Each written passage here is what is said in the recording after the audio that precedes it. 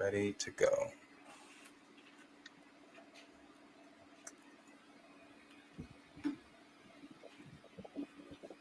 Actually, I think we're live now. I think I might have messed that whole thing up. We are. That's like, look, we're just going to jump into it.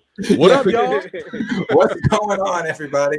I appreciate everybody that's already here. I appreciate, obviously, these guys for being here. I appreciate Marcus, Josh, and E-Man for being here and taking the time to discuss, what we all want to talk about. And that is what E-Man has started here. And that is Marvel's big mistake that they have made. And that is not to recast T'Challa. As you guys all know from our various channels and things that we've said, that we all strongly believe that he should definitely be recast, and that this, and we're not going to stop these type of videos, not going to stop these type of collaborations, these live streams or anything like that until he is back on the screen. So I'll let you guys go ahead and introduce you. Everybody knows you guys, but go ahead and introduce yourselves, where you're from, your channel, everything like that. We'll start with Marcus. You want to go first? For sure, man. I'm Marcus, one half of Back of the Bus podcast. Catch us every day on YouTube. Check us out. Definitely team T'Challa for sure. Sure. Pass that off. I'm Josh, the other half of Back of the Bus. Huge team T'Challa. And like you said, make sure you check us out every day, essentially at 10 o'clock, every weekday. And I'm E-Man from E-Man's Movie Reviews. You might have heard of a little petition called Recast T'Challa. I started it. It's no big deal, but you can call me Mr. Recast T'Challa if you like to. Don't matter, as long as T'Challa's name is in everybody's mouth. That's all I care about.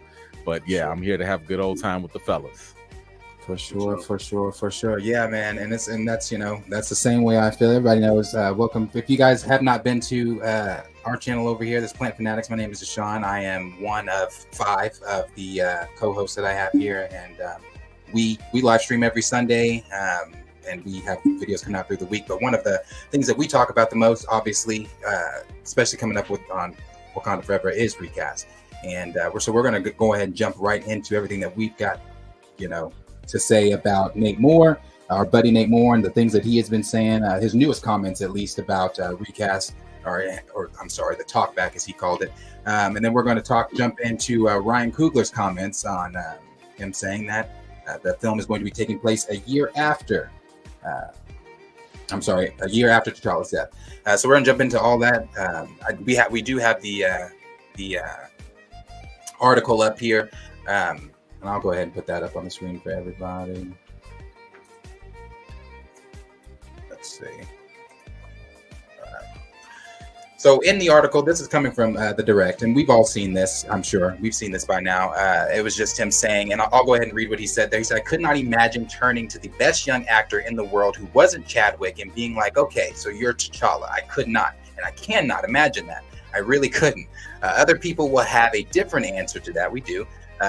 And we're very aware of the talkback and how people feel, and I think all of that, to be quite honest, is fair. Everybody's going to have their different opinion. I can just say, after being in it, I couldn't do it. I couldn't get there.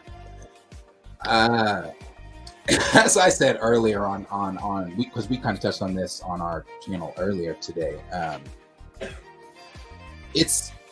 I understand this, and and everybody does understand that they are grieving. They personally knew Chadwick, and I understand that. And that's not, that's not me being insensitive to wanting him back on the screen. But they knew him. They got to know the man personally. I only know him through his roles as Jackie, as Thurgood, as James Brown, and as T'Challa. And so I didn't personally know him. But I feel like if you feel at that point that you couldn't do that you couldn't make that decision, then take the step back. Why did we continue production?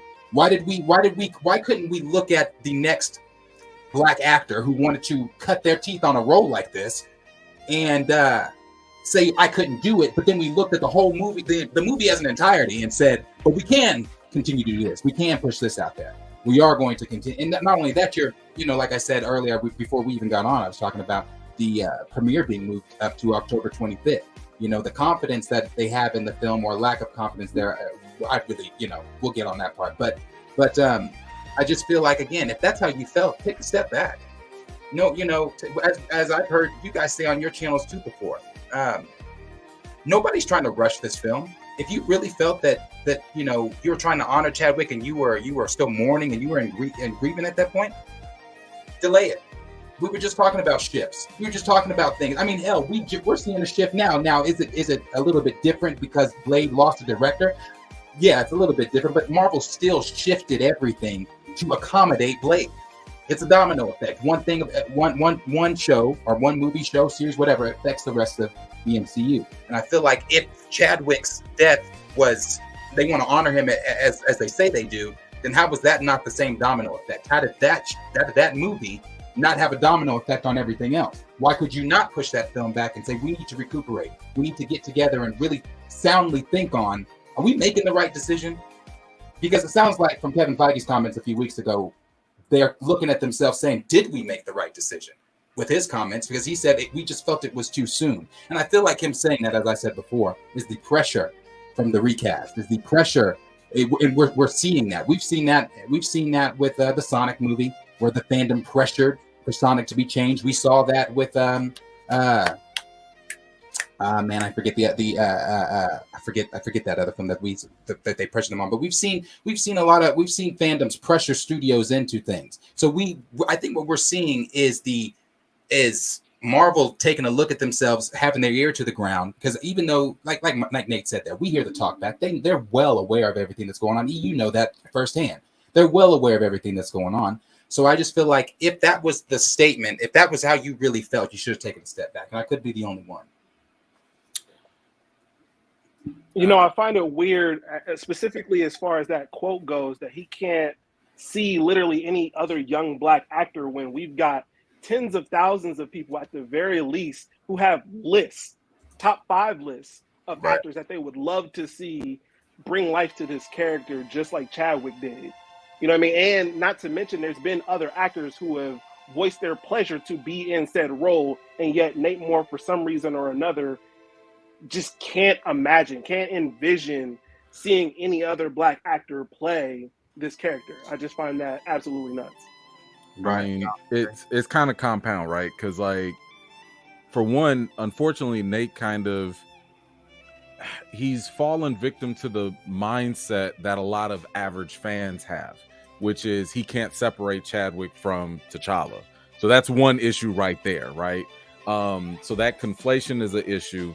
But because of that conflation, it's also a domino effect that leads into more problematic thinking that Chadwick himself talked about in his other interviews, when people talk about there can only be one lead at a time, or only one person can like play this role. And it's like, yo, you have to let actors act. That's literally what they do. That's what they give up their livelihoods and stuff for, to play roles. You gonna tell some Shakespearean actor, sorry, you can't play Hamlet because some other person did it better and more iconic. Come on now, that's not realistic. So like that whole mentality that he has, it's sad. I understand it. I empathize with it because I understand where he's coming from. He's coming from a place of grief. And as he said, he couldn't see himself coming to another actor saying, you're T'Challa, here's that new burden on your shoulders. The point where I get disappointed with his commentary is, you're the VP executive in Marvel. You're not some fan, because I get fans saying something like that. Fans are not in the industry. You're the person that makes the decisions. You're in the whole space, which means you should know, of all people, how to massage a new actor, massage a new story, get the public in with advertisements, marketing. You should be able to get somebody else in there, not immediately, of course, but you mean to tell me that you can't think of a way to kind of slowly, gradually get people comfortable, including yourself, into this new person that could be stepping into this? The way y'all just use D23, that y'all use, Comic-Con and all that, you couldn't say like, hey y'all, here's our new T'Challa, not for Wakanda Forever, but here's our new T'Challa. That's one way. Another way, hey, you know what, man, Chad would have wanted us to continue. I don't think he would have wanted this role to stop. We're going to cast, not right now, but somewhere down the line. You mean to tell me that the PR company, nobody else could think of like words to soften this type of situation? You don't think no one else would understand that? The same way we all, understood what Ryan Coogler was saying when he was like, "Oh man, Chad was with me the whole way." This, like, we all understand where they're coming from. They act like there's this massive opposition of them grieving, and that's one of the issues why I don't like that they keep bringing up the grief. We know that. We've never been against y'all for grieving. That's never been an issue. Right. That's purposeful. Yeah. So not to backtrack through everything y'all both said already. Save the people in the back. The thing that keeps getting to me about this explanation is that, like you said, they lean on grief and emotion very, very heavily when they're responding to questions about Chadwick Boseman and the character of T'Challa. And to that end, right? If it was so hard to move on from Chadwick in this role, if it was so hard to even walk back on set to film this movie, how was it so easy to start up production as soon as that's man? How was it so easy to announce that you had already made a decision and moved on to do something else with the character altogether in the amount of time that it did? I bet it was easy for everybody to sign their contracts for their money. No one, like as you said, nobody stepped back. No one said, "Hey, I can't do this movie." The same way Lupita Nyong'o told the director and the writers over there at Woman King, "I can't be involved in this project." For whatever reason she said that for, could have very easily did the same thing here. She did not. None of them did. Everyone signed back on to work. Everyone decided it was the best thing to do was work. So to that end, the work should be the best it can be for the people you're serving, which is the audience. Not us. Not, "Hey, we can't do this.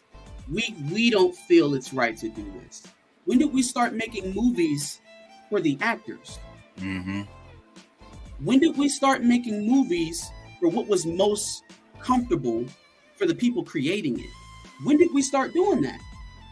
And that's the hardest thing for me, is because you want me to understand your emotion and how hard it was for you to go back to work and do this. Okay? Understood. Right? But you did. And so if we are going back to work, then we should be doing it to the best of our abilities. At least that's what you've been telling me in the promos and the interviews all this time. The only way that we can honor Chadwick is to pour our hearts and souls into it. Well, if that's the case, then maybe we should have been going with the script that apparently Ryan Coogler had a discussion with Chadwick Boseman about back in 2019, 2020, whenever he had the rough draft of the script. Yep. Is it an honorable thing for you to have scrapped that, whatever it was? We probably will never know. We'll know. Somebody will tell us. Somebody will leak it. But how is it more honorable to go away from that? And you're telling me in real time that is what he approved of. The script you wrote for him. You're trying to tell me, "Hey, we showed it to him and he loved it." Even though there was some conflicting reports about that, but we'll stow that for a second. If you're telling me he loved the script as is, would it not be honorable to write and produce the script that he loved? Somebody's got to connect these dots logically, because it's too easy to say, "I understand you're sad. Let me leave it alone." And I cannot do that, especially when you're asking us to spend money on it. My loyalty to your brand is not unconditional. It's far from unconditional. I know what Disney is, contrary to what the average fan is. So it's kind of hard for me to continuously hear the emotional response, the emotional answer, because now we're at a point where there are so many logical fallacies in these explanations that you're giving us. It's almost offensive that you won't answer them logically. That every time we have a question, it leans back to Chadwick and our grief. I just don't think that's fair to the consumer. Now, part of that is also on the press. Like, nobody's really asking them difficult questions. These are questions that they had a year and a half to marinate over, to think about, to prep for. but nobody in the press outside of Van Lathan, shout out to Van Lathan, because I also understand his position of conflict of getting deeper, but literally the questions he's asking, which are still kind of soft, but they're necessary, are the hardest questions that have been asked, and nobody else is doing any follow-up because, like you said, the moment they go into the grief, then they stop. Yeah. And I'm like, yo, like, you can navigate against that. You can say, like, man, I feel for you. Why didn't you take more time? Mm-hmm. You needed time away. I'm not against you. I'm not, I'm empathetic for your pain. What made you want to do this while you're still mourning and grieving? That's a legitimately fair question to ask. Right. And we still haven't gotten that question out there. Right. And, it kind of adds to, like you said, kind of like what Coogler said a few days ago about how he almost stepped away from directing because he was in mourning. And brother, if you felt that way, I just feel like you should have. I really do. I felt like if you were mourning and you felt so strongly, and again, rightfully so, because that was your friend, that was your brother, you knew him, and you felt that you needed to take a step back from directing. I get I understand their minds are coming from the right place, that their hearts are coming from the right place, that they wanted to honor Chadwick with this film. But I think the better honor, as we've all said before, would have been to step back. Let your emotions do what emotions do. Let time heals all. So let that go through. Let your emotions let your emotions have that moment. But then after that, I think they should have taken a step back and really looked at what Chadwick himself wanted. As we've again all talked about, we've all shown the interviews of Chadwick saying himself exactly what he wanted. Because if this was to really honor this brother, you're going to, I think, honor him by doing what he asked you to do, by doing what he has said in many times in many different interviews, what he wanted done. And that was for the character to live on. You got to be careful with that because they're already trying to spin that, and I've told people that, like, sometimes you could be misleading with the truth, right? So, like, when they would say, like, no, Chadwick would want us to go on. Chadwick did want us to keep going. And they're right. He did. He would have wanted them to continue. He wouldn't want the Black Panther franchise to stop with just his passing. He wouldn't do that. If that was the case, why was he still busting his butt in the gym while fighting cancer at the same time? Clearly, he wanted this to continue. Now, the real question is, would he have wanted the role to end with him? So you see how they kind of, like, you have to be careful with what they saying. Yeah, nobody's thinking that Chadwick wouldn't want the franchise to continue, but would he want the role to stop? That's again a follow-up question that's not being asked because that needs to be more specific. But, like, at the end of the day, it's kind of like, look, like, I empathize with the cast, but, like, I don't like the over emphasis of this is about Chadwick when it's like partially about Chadwick. Because I'm looking at your words. I don't judge nobody's hearts. I don't judge no intentions or motives. I'm looking at what you say and what you do. You keep saying we're doing this to honor Chadwick, but at the same time, this is a way for us to process our grief. This is a way for us to give tribute and honor. So this is about you and Chadwick. It's not just about Chadwick. It's about you and Chadwick. And that's the part where I'm kind of like, this is uncomfortable. Because now you're forcing us one way or another, whether people buy a ticket or not, you're forcing and imposing your level of grief and mourning and whatever that process is on the general public. Because I've told people I don't have to go see the movie to still know and be reminded of Chadwick's passing because this thing is going to be huge. And that's something I've always tried to challenge people, and nobody's like really spoke up on this. Because they're like, oh, well, if you don't want to see it, don't see it. Okay, cool. But have you thought about the people that have mourned? Have you thought about maybe the family who just, let's say, don't want to see it? Right. But then it's going to be trending all over. It's going to be on every article. It's going to be in commercials. It's going to be everywhere. And y'all going to put his face all up in the ads and stuff. So even if you try to avoid it, it's going to be really hard to do that. Right. So, like, y'all are, and y'all making us pay for this. Like, this is why, like, people were asking me, like, yo, are you excited for this movie? And I'm like, excited is not the word I would use. Right. Am I anticipating it? Yes. Do I want to see it? Sure. But am I excited? Like, who gets excited for a paid funeral for your favorite character at that? I'm conflicted. I'm majorly conflicted, but like excited like that, I can't process that. So yeah, man. Go back to what you just said there about the, the family, not, the family having to relive this, having to see all this, the headlines and things about that. And again, it's kind of the same way now, about the victims of the Dahmer show, their family speaking up because they're having to relive these things. Right. All these things back in the tabloids, it's like they're reliving something they've been trying to put to rest. So now, by the way, just to add on to that, little kids are dressing up as Dahmer for Halloween. Like that's a thing now because social media took that past pain and just multiplied that tenfold. So yeah, good point. So let's make a mockery of the deaths that have come from Dahmer. Nobody cares. Nobody cares because Dahmer's cool. Right. Dahmer's cool. It's pop culture. It's cool. And the funny thing is about that whole thing, not to kind of derail, is the again, it just shows you this where we currently are, the ignorance around just so much. So many people didn't even know who the hell Jeffrey Dahmer was before Netflix did this biopic with Evan Peters. And I'm just like, that in itself is insane. Now you got little kids as him. It's crazy. It's crazy. Yeah. But like I was saying, you have the victims' families from seeing the sister, I forget his name, the woman where she said, I hate you, Jeffrey, the whole, having, she's spoken up several times about, having to see, I'm literally rewatching myself. I'm watching myself go through this again. And it's the same thing as for those of us that have already mourned Chadwick, we are about to literally go mourn again. We are about to, but this time we're paying for it. As you said, we're going to be paying for it this time. So it is very triggering, and it's very, no one wants to sit, as I've said so many times, when I sit down like House of Dragon, when I go watch House of Dragon after this stream, nothing else matters. I am now in the world of Westeros. I'm in that world, and I want to be immersed in that world. I don't want to carry real life into when I go sit down and watch that.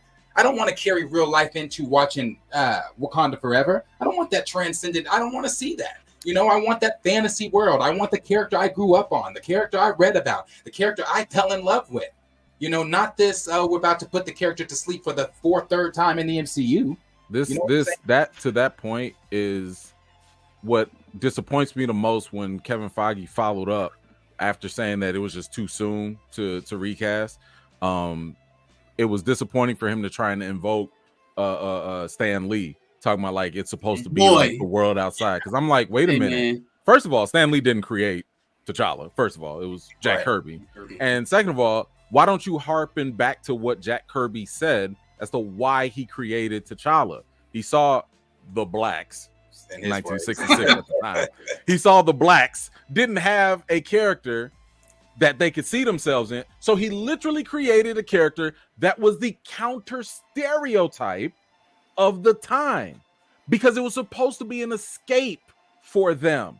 I know you guys are seeing black people, treated this way, portrayed this way. I'm gonna give you a king. I'm gonna give you somebody that's the smartest in the world, that can kick the butt of the Fantastic Four, the Justice League at the time, right? I'm gonna give you somebody that's the richest man in the world, that's technologically advanced. T'Challa, Black Panther, Wakanda was always an escape.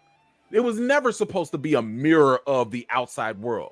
So that to me makes me question, have y'all read this? That I'm telling you. Morrison didn't talk about it was about a mantle. What did you read? They knew that. What did you read? They knew that it's not about a mantle or the setting or the sideline characters.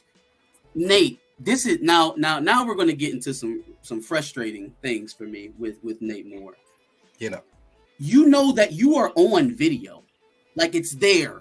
Like I can pull it up and watch it right now with your face saying that for this franchise to be successful, people have to love T'Challa. And that is the reason why you hired Ryan Coogler, because he creates such great character pieces, not ensemble pieces, not setting pieces, character pieces. Oscar Grant, Adonis Creed.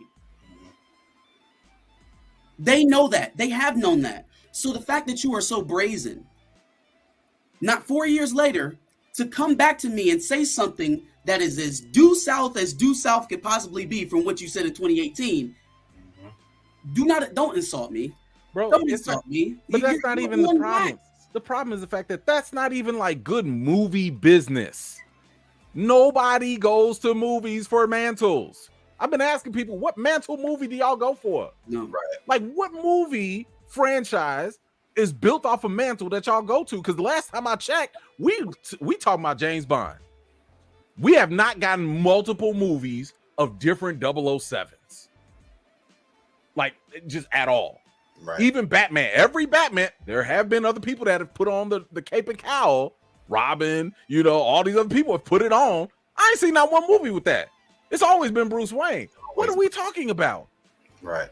So yeah, he knows that characters drive stories. Why? Because fundamental in any story known to man, since the caveman, we connect with other people's stories. Not mantles, not titles, none of that. We care about the actual characters and who define the mantles. Right. It's been the weakest part of this phase so far. It's been the weakest is establishing the new characters that they're trying to bring in and actually developing them and adding to the lore of some of the already established characters. You had Wanda Maximoff, right? An attempt at Doctor Strange, which just ended up being Wanda's movie. You had Spider-Man, which is a Sony property, don't count. Shang-Chi was decent. I'll take Shang-Chi. But the rest, where did we move Loki really? People like Loki. People like the series. Where did he really? He got understanding. Where did he go with his story? Was Loki in any different of a position at the end of Loki than he was when he started?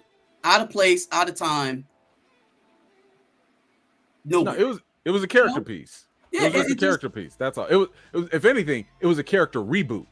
Sure. That's all Loki was. It was a character reboot because once again, it's the character that matters. Right. People went to Loki for Loki. They didn't go to Loki for all the time and travel and multiverse. I mean, some nerds, we nerd out on that. But we went for Loki. Sure. They knew that too. That's the whole reason Kevin Feige's been on video saying why they did Loki, because we love the character. We know fans love the character, and we wanted to see what would happen if the character went in a different direction. You could even say that matter. The Maximoff and Multiverse of Madness. You know, from my understanding, they didn't want Wanda to be the overall villain. It wasn't until Michael Waldron stepped in and said, you know, why would we give her to somebody else when we have her right here? And they already know fans loved Wanda from WandaVision. Yeah. So of course we're going to center the film around her and everything else like that. You know, like you said, character pieces, character building. It's making us people falling in love with the character and things like that. And I agree with what you just said about Loki. They knew people loved that character already with Loki. They knew we were going to go watch Loki because we spent damn near the first phase or with the second phase and some other things with Loki. We saw Loki and Thor, introduced in Thor. We got to see him be the overall villain in Avengers. And then we got to see him throughout time. And then we, like, you know, for me personally, I fell in love with Loki so damn much in the MCU. Now, I love Loki in the comics and things like that also, but in the MCU, I fell in love with him even more so. To that the scene in Infinity War, that got me, bro. I'm like, damn, Loki's gone. You know what I'm saying? But then I was pissed. I didn't like it. I was like, Loki does not go out that dumb. Like, right? Y'all just gave up. Then you got. Like I've said, I saw earlier today. I said this. T'Challa's now going to die for the fourth time in the MCU, and Loki has died how many times? But he got his own show. After how many deaths he had in the MCU, he got his own show because they understood that people enjoyed that character. People wanted to explore that character more. So we cannot just get rid of this character in this movie like this. We want his story. His story is not done. Let me pose a question to you guys. We've established two things about Marvel MCU. The first one is that they will continue a story even after death for a character. Right? Right. And we've also established that they will change things very, very late into a production schedule. Right? What is it? Let's set aside the grief aspect, because we have to get to a answer that makes sense. We have to set that to aside at some point, at least for a minute, to ask this question. What's different? What is different about this situation? I know what I feel. I know what I feel. But what's different about this situation? Why did we hear a week's worth of yelling about Mark Spector's attire in Moon Knight, and it was changed immediately? And once again, like I've said on the pod a couple times, you can't convince me that that was most of the Jewish community that did that. You can't tell me that, oh, immediately Marvel thought their profit margin was going to be affected and they made a decision. No. To keep up with the appearance or the reputation of listening to your fans, they took a very lively movement and they capitulated to it. What's different? Yeah. Look, this is one of the reasons why I specifically have communicated the emphasis on T'Challa, because I don't want people hiding behind mantles, and I want people to carry the same energy that they would for white popular fictional characters. One thing you're not going to do with a white fictional popular character is substitute them. You will bring in companion pieces. Miles Morales, what they do with that? They had a Peter Parker in there. He died, but that wasn't the real one. That was another one. The real one was always there. The 616 one. So they had two Peter Parkers just so that they can make sure Miles Morales could be there in his own movie. You're not about to kill off Superman, Clark Kent, and substitute his stories with Supergirl. You're not about to be like, we're never going to recast Superman. So Supergirl, you go fight Doomsday. That will never happen. So the practices and the ideologies that are happening with our black fictional characters, that needs to be called out. We should not have to deal with substitution or subtraction. We should get multiplication and addition just like everybody else. Yes. So all of this nonsense of, we'll continue the legacy through other characters. Why? You don't do that. You didn't do that with Loki. Why didn't you have Sylvie take over? Thor. Why didn't you do that? And guess what? If they had given it to Jane to like continue Thor's legacy, good and well who would have been big mad about that. Oh yeah. They would never. They would never. They don't have. Stop it. It's just so funny how they're. By the way, Cap ain't gone either, right? No, right. I know. Right. They didn't really let him go away. Tony Stark will be back. Okay. Secret Wars for sure. They'll be back. Right, of course. But it's just so funny how they'll project a shift without actually doing anything. Or have y'all seen a Black Panther 3 in Phase 5 or Phase 6 at all? Any Jane Foster Thor projects coming up? What about Miss Marvel? She getting her own movie? Monica Rambeau? But I thought it was the MCU. What happened? I thought that's where we were going. See, it's easy for companies to try and ride social trends, but when you're as big as Disney, you late to the party. You're late. And so whatever social wave they were trying to ride, you can tell that they didn't fully invest in it because there's no follow-up. Like, yeah, we'll give you Lady Thor and Thor Love and Thunder, but she's gonna die. We'll give you Shuri, but there aren't going to be any announced Black Panther projects for the next 2 to 3 years. So what are we actually shifting? What are we actually doing for the representation you're claiming to put forth? What are the tangibles, not just the get in front of a camera and a microphone and say, rah, rah, look at us. And with Blade not probably seeing the light of day, it seems like it's just making shit even worse. Don't do this, man. You gonna get me triggered on that. Don't do this. And that, that was something we talked about today. We talked about since the news has come out about it. You have a 2-time Academy Award winner, Mahershala Ali, who I'm sure saw the MCU, wanted to come in, do his thing. From my understanding, he contacted them back 2019 sometime, maybe a little bit before, and said that he wanted to be in the MCU, and so they gave him the role of Blade. That was in 2019. So you're telling me Now, if this was Tom Holland, if this was Robert Downey Jr., if this was Chris Hemsworth, you know, one of their films, you're telling me from 2019 to now, you didn't have shit together? You had a 90-page script, 2 lackluster fight scenes. Mahershala Ali, the 2-time Academy Award winning Mahershala Ali, is frustrated, and you didn't have nothing together? This wouldn't have happened with someone else. You know, Benedict Cumberbatch just recently said too, in order, he demanded for certain things to be in Multiverse of Madness, where things they were wanting to cut out. He demanded that they put them in there because he was like, you know, he feels a certain ownership over that character. He feels like if he doesn't stick up for the character, nobody else is going to stick up for the character. He did also say that some things he petitioned for may not be in there, but the point is, the things he did want, some of the things he wanted were in there. So why can't we? Why the hell has it taken 2-3 years and y'all still don't have the 2-time Academy Award winning Mahershala Ali script together? They letting Ryan Reynolds run the whole show over there, Deadpool. The whole kit and caboodle, everything. Oh yeah, you know what I'm saying. So look, I mean, even look at what Warner Brothers is doing with Dwayne Johnson. They're letting him spearhead the marketing. He's making decisions about the script. He's fully immersed into the production of that movie. And if there's one fall movie event that's getting hype as opposed to the other one a little under what the last movie did, I think we can all identify those projects. Black Adam has anticipation, right? Black Panther does too. Who's got the rewatch value here? We got a funeral and we got a superhero who's going to be more powerful than anything we've seen in the cinematic universe over there.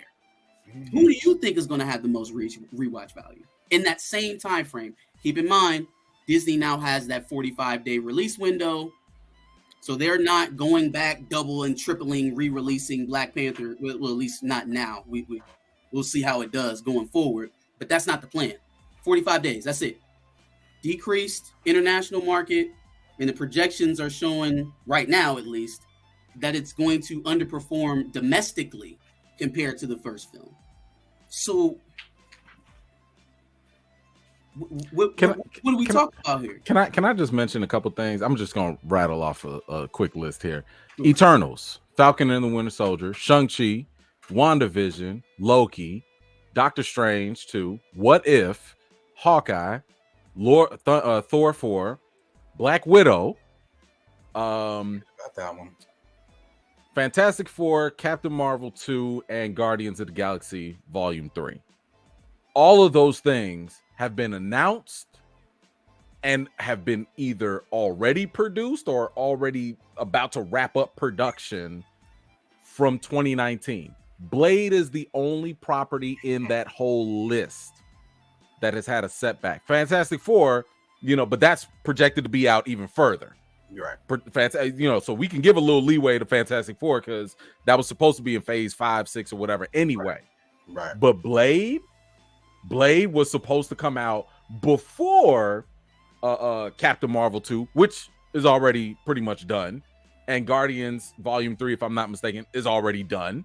So all these things that came out that were supposed to come out and that were announced all that time, everything, every Disney Plus show, every movie for phase 4, everything got energy and completion and follow through except for Blade. Now one person was looking over that writer's shoulder. Now one person was like, what are you doing? Now one person was like, hey, stop, that's trash, do it again. Now one person, 90 pages though, I don't think people understand 90 pages what that means. Like a super short story. Right. That's like, Werewolf by Night. That's 50 minutes. Like, that's not a full movie. With 2 lackluster fight scenes. That's even more of just a blasphemy. Right. Like, how dare you? Right. Like let me say, we got a Daredevil. A Daredevil Deadpool script with lackluster action scenes. Mm-hmm. The internet would riot. Mm-hmm. Riot. And I just don't like how the movie is already in development and it's just getting a shit ton of bad press and bad news, similar to how Wakanda Forever got. Like, we're already starting off on a bad foot. Mm-hmm. And it's, if we are to believe the rumors and the leaks and the plot leaks and everything like that, if what happens, and this is spoiler territory, sorry, if what happens from the plot leak is true, and when Namor does flood Wakanda and Queen Ramonda does die, I think that might be if I walk out. I think that would be the moment where I would have to say, I because the fascination with Black Death at that point, what are we doing? What are we doing? So we already had it in the first movie, right? Yeah, let's get to it a little bit.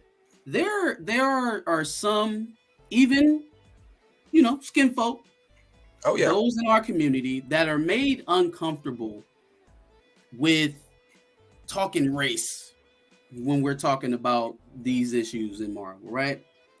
And so the easiest way, I feel like, to keep a straight line when you're talking about stuff like that, because it can get gray. You can put on your own experience glasses and see things through a racial lens where you may not need to, right?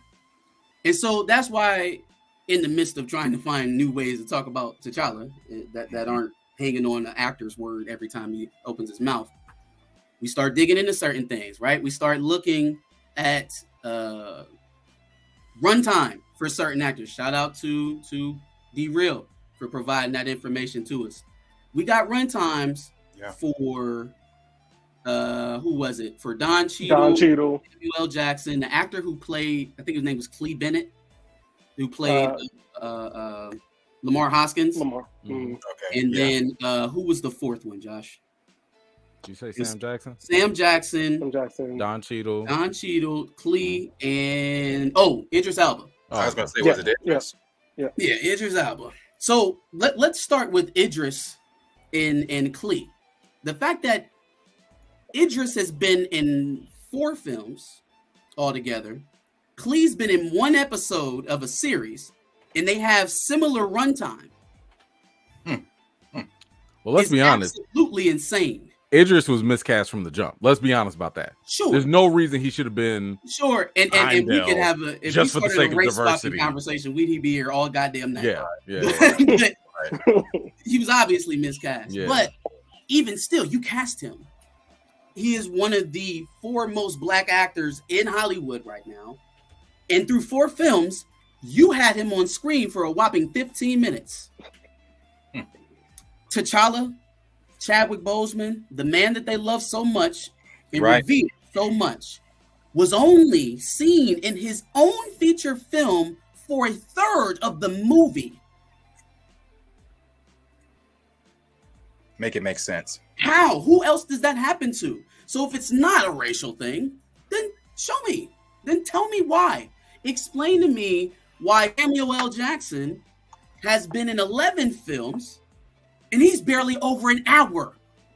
He was a co-star in the Captain Marvel film, barely over an hour. Yep. So please make it make sense to me. For those who have such a problem speaking about these things, even if it is a brand that you support, that you like, everybody loves Marvel. That doesn't mean that we don't criticize Marvel. Exactly. That doesn't mean not above reproach. And let them do whatever it is they want to do, especially when it affects my community. Right? You can't expect us to keep shelling out dollar after dollar after dollar after dollar, and you don't listen to us the same way you listen to others. And the same community that gave you your first $1 billion film. The highest grossing film in MCU history, the 5th most highest grossing film in film history, in American film history, sorry. The 5th most highest grossing film. So, and part of the issue that complicates this is, wait, but we have Ryan Coogler. Wait, we have Black people that are taking the lead in front and behind the camera. And here's the thing that, because I want to emphasize a couple things Marcus touched on. This is one of the reasons why I started Recast T'Challa, because I needed people to understand the significance of what Black representation really means. It does not mean, hey, we got Black people on screen, y'all represented, right? No. What are their stories? Who does Nick Fury like? Does he have a love interest? What does he do outside of Shield or Sword? You know what I'm saying? What about Rhodey? What does Rhodey do in his spare time? Is he I married? don't know. Do we got kids? Where do we live? I know what Tony Stark be doing at parties and stuff. I know what all these other people be doing. I know Hawkeye got a whole family and all that. I don't know nothing about none of these black characters. Right. So my issue is like, look, T'Challa was our very first leading black character in the MCU. That's after almost a decade. After a decade, y'all finally had one leading black character, and now y'all are already talking about taking it off the board. How is that progress? I don't care how many more black characters and roles you add, we still down one. You see what I'm saying? Yep. You're still down. It's -1 still. So it does not matter. What I'm saying is, like, no matter how many we get, we still could have had one other one. Exactly. And that role matters.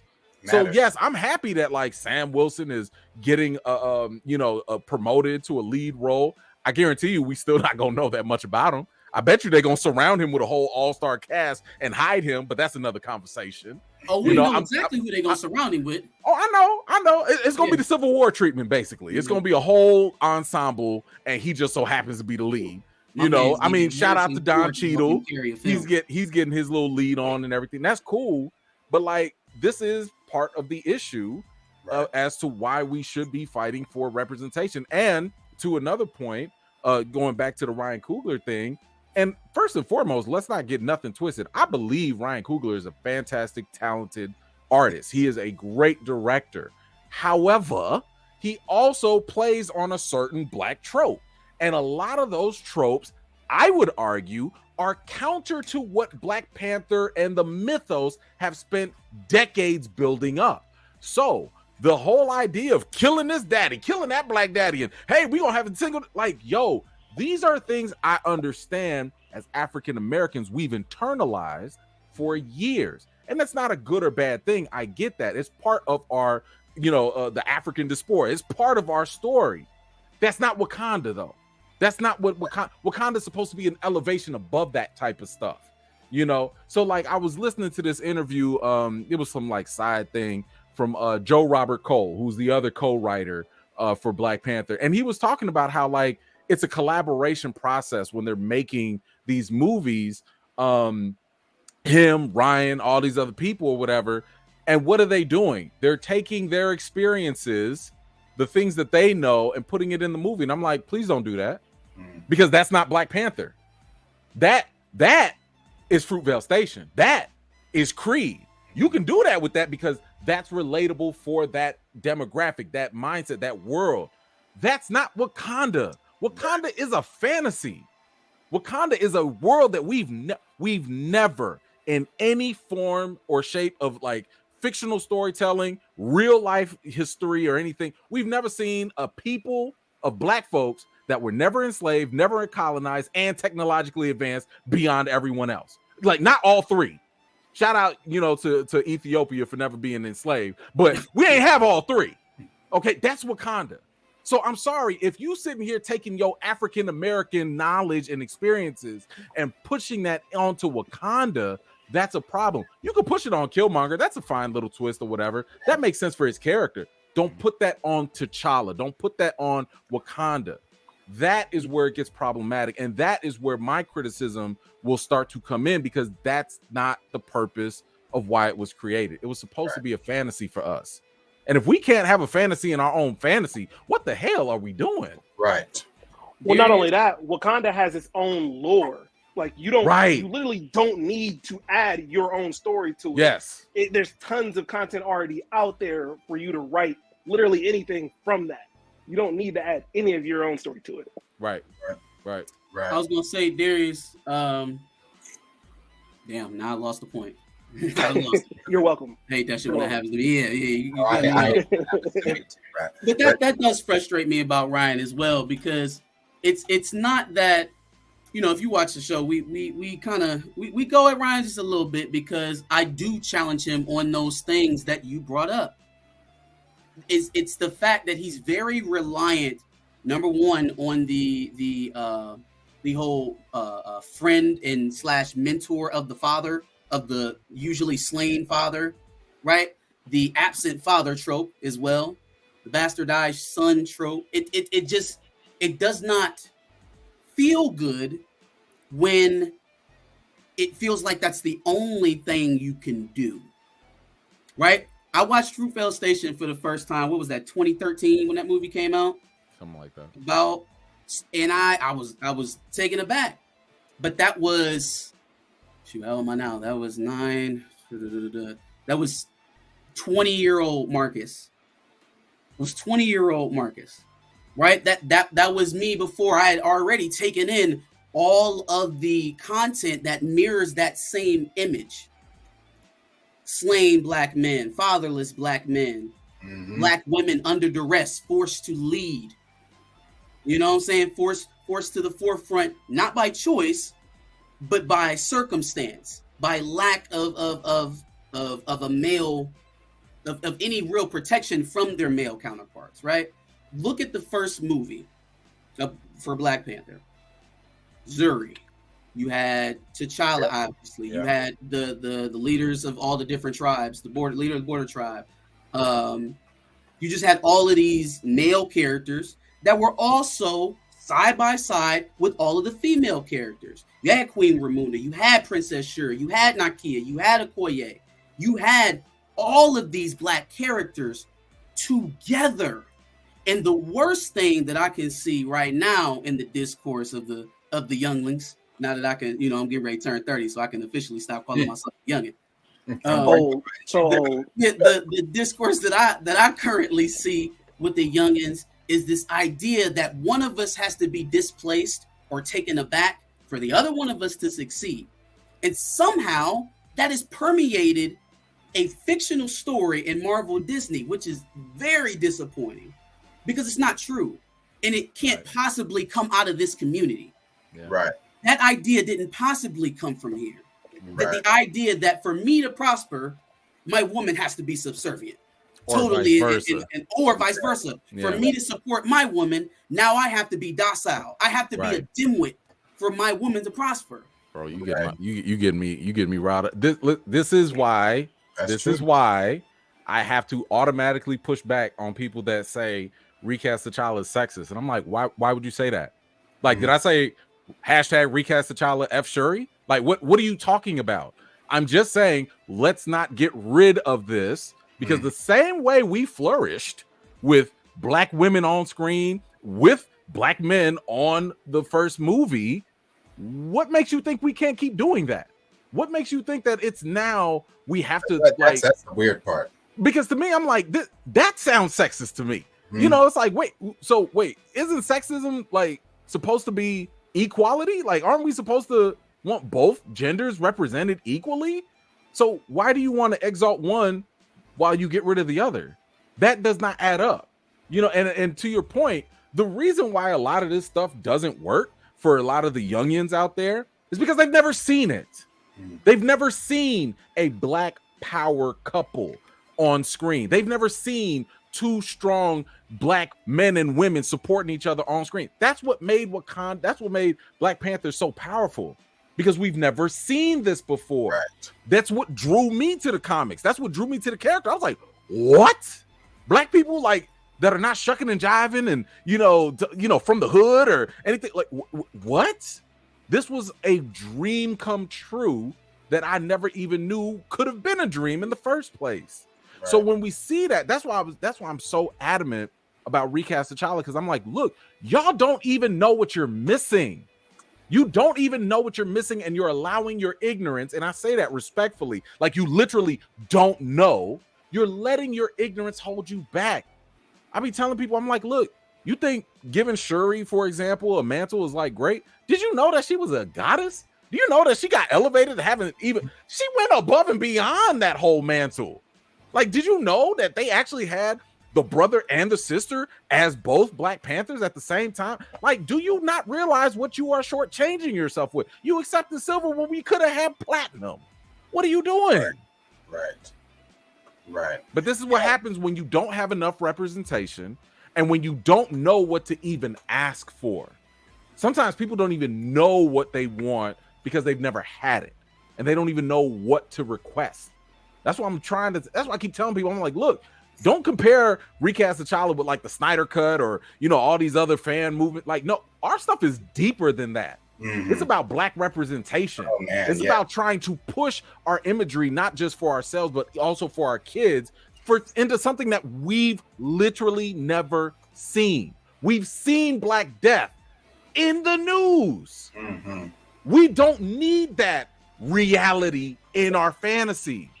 That's the part where I would argue, if I were talking to Kevin Feige, who told you Black people needed to learn any lessons with grief or mourning? Who told you that we needed lessons in death? I don't even care if Ryan Coogler told you that. Listen, we got certain Black folks out here saying stuff that don't always jive. I ain't gonna name no names. They don't always jive with our movement and our progress.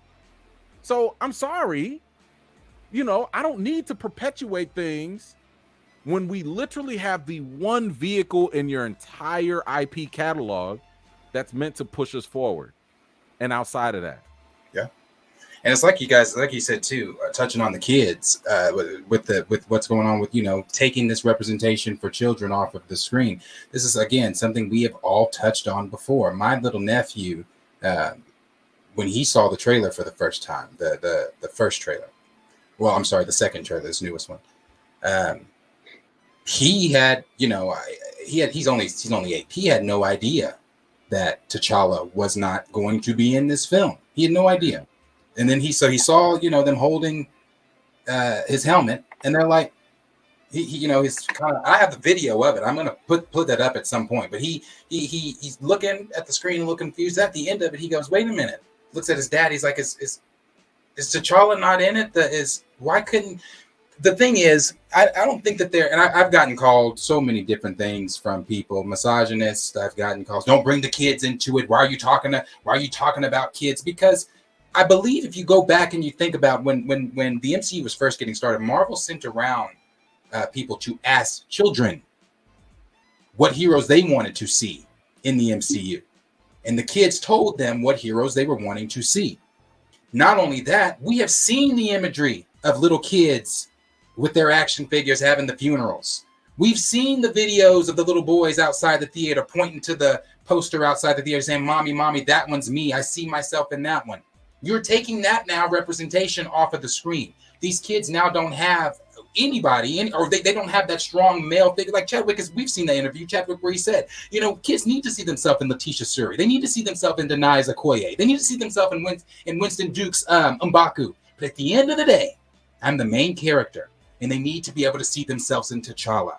So when you're taking that now representation off the screen, T'Challa being an Ivy League scholar, T'Challa being having the hand-to-hand combat that he is, being as intelligent as he is, being the king of a nation, we don't now get to see that. We don't get to see the type of king T'Challa was going to be. We don't get to see the type of father he was going to be. We don't get to see the type of diplomat he was going to be. Hell, in 2018, didn't they have him lead the Avengers? We don't get to see the type of leader of the Avengers he was going to be. We don't get to see any of that. Now, again, that representation is being taken off the screen for kids. So now what do these kids do? Because these little Black kids can't go up to the Spider-Man poster and see Tom Holland, Andrew Garfield, Tobey Maguire, and say, "Mommy, mommy, I see myself in the brown-haired, blue-eyed boy." You don't have that on the screen with T'Challa anymore. And no. They'll give you a mantle. Look, somebody else is in the costume. Yeah, I was about to say, we have Black Panther at home. Here's Black Panther at home. That is a wild message. To me, I've always been like, the people that say stuff like that, I'm like, do y'all have kids? Like, do y'all raise kids? Right. I have kids where, like, if they had a favorite toy, a favorite something, and they lose it, it breaks or whatever, and I try and say, like, no, it's okay, let me give you something else. They like, I don't want this. Right. I want that Mickey Mouse. I want that. Like, that's what I don't want Pluto. What am I doing with this? You know? So, like, yeah, like that, man. Yeah. It's crazy. By the way, comics were created for kids. There is no Marvel without kids. They made all these things for little 12-year-old boys. Like, literally the whole comic, like, medium was not made for adults. It eventually grew into that. They start making these movies, they've been slowly but surely trying to move the core base of their audience out of geek fandom and children into just mainstream consumerism. And the problem you are going to have with that is that when you move into that, Now you're about fads. Now you're about trends. And so Viral now, moments. I was gonna say, if you have a fad or a trend that doesn't jive with your core audience, you're literally going to be feeding them something that they don't want. I believe that's what happened in phase 4, is them attempting to continue to broaden their audiences. It didn't leave enough room for who is actually going to propel these projects, right? The general fan is going to go to what's popular.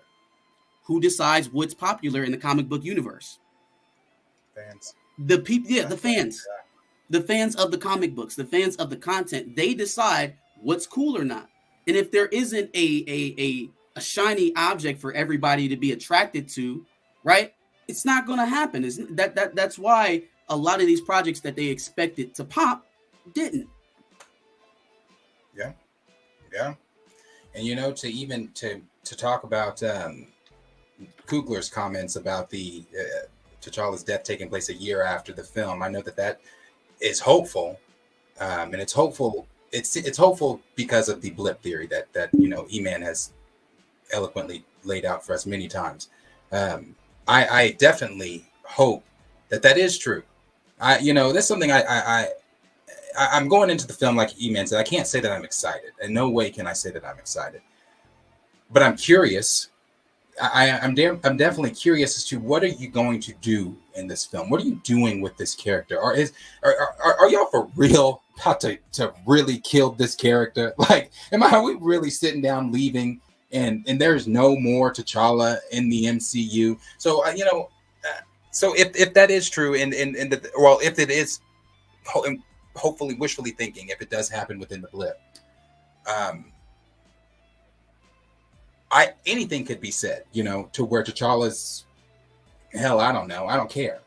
As long as he's not under the ground, I'm fine with it. And again, like you've said plenty of times, this is not saying, hey, we need to sit down November 11th and we better see him in the film. No, this is just simply saying when we sit down November 11th, we'd like to not be re-triggered. We'd like to not, have to sit down and have to pay for a funeral. We mourned once. Why do I have to pay to mourn 2 years later? So I hope that, I really do hope that I'm on board with the theory. I hope that does happen. I'm hoping that, this is taking place a year after the blip and then T'Challa is going to come back. On top of that, I think I was talking to Marcus and Josh about it before you came in, and it was about the premiere being moved up to the 25th. The article had said there, with fan speculation in the article had said that they were hoping that, or they could be thinking that this is this is Marvel being confident in their film and that this could be good for, the word of mouth, things like that. I see where they're coming from. I see what they're wanting to do. They want to drum up hype for the film and everything like that. But at the same time, like my little nephew, there are other people who are not in these spaces like we're in, that did not know prior to watching the trailer, is the franchise's main character not going to be in it? So when they do go watch it, like I was telling Marcus, it can go one of two ways. They could get what they want, and it could be like, okay, the film was fantastic. People were okay, even with T'Challa not being in it. Or you can come out of it with the people saying, I don't know if that really hit without the franchise's main character.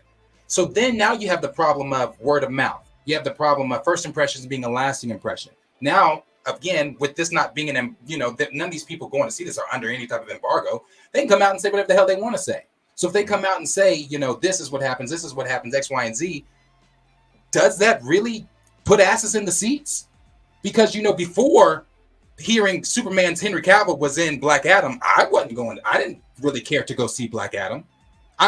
Don't get me wrong. Was I kind of hyped for Black Adam? Yes, but I really didn't care to go see Black Adam. The only reason I did not care to go see it is because I'm quite almost done with the DCEU. I don't know what the hell is going on at this point, and I'm tired. I don't think they do either. Trying to figure it out. So that's one of the reasons why I wasn't really keen on going to see Black Adam. But when they said, "Oh, Henry Cavill's going to show up," I'm like, okay, you might have me in a seat.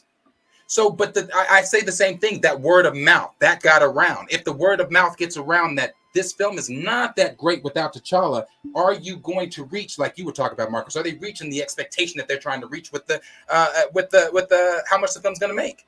I don't think you're going to hear that. I don't think you're going to hear any of that. For one thing that I've realized, like with premieres, is the people that go to the premieres. First of all, they're usually industry people, press That's people. true. But there's a because this is my first time. Like usually, as a critic, when I go to screen a movie, I'm usually in a room with other critics. So other critics are tough. Like they're not always a good representation of the general public. So I might go watch The Hangover, and the room is silent because critics are just taking notes. Ha ha ha. Okay, whatever. But then I go watch it with the people. We cracking up, laughing, having a good time. When I go to Thor: Love and Thunder, oh my God! If you went into Thor: Love and Thunder at the LA premiere, you would think that it was Thor Ragnarok, the sequel. You would think that it was like Infinity War on top of that. I'm sitting here looking around like, what? People laughed at literally everything. People respond because these are the cosplayers. These are the people that are like diehard, TikTok fans and stuff like that. So that's a very concentrated group of of the fandom. Of course, if you're PR, if you're marketing, you want them there because what are they going to do? Oh my God, this was the greatest thing ever. This was the best thing. And I remember literally walking out the theater and people jump on their phones immediately so they can record their videos. And I'm hearing them, this has got to be better than Endgame. Man, this was better. Thor: Love and Thunder? Like, that's what y'all talking about? Bro, when I tell you, you can look at my reaction video. I was like, it's all right. Like some people gonna like it, because I'm sitting there like, am I delusional? Like, is it me that is tripping here? But that's the wave. That's the initial wave. Again, that's great business. You want that hype because people sure enough came in to Thor 4 thinking it was going to be great. And then it was like, ooh, what was this? So I do think that playing off of the grief, putting that out there, and I'm not saying they're doing this for malicious intent.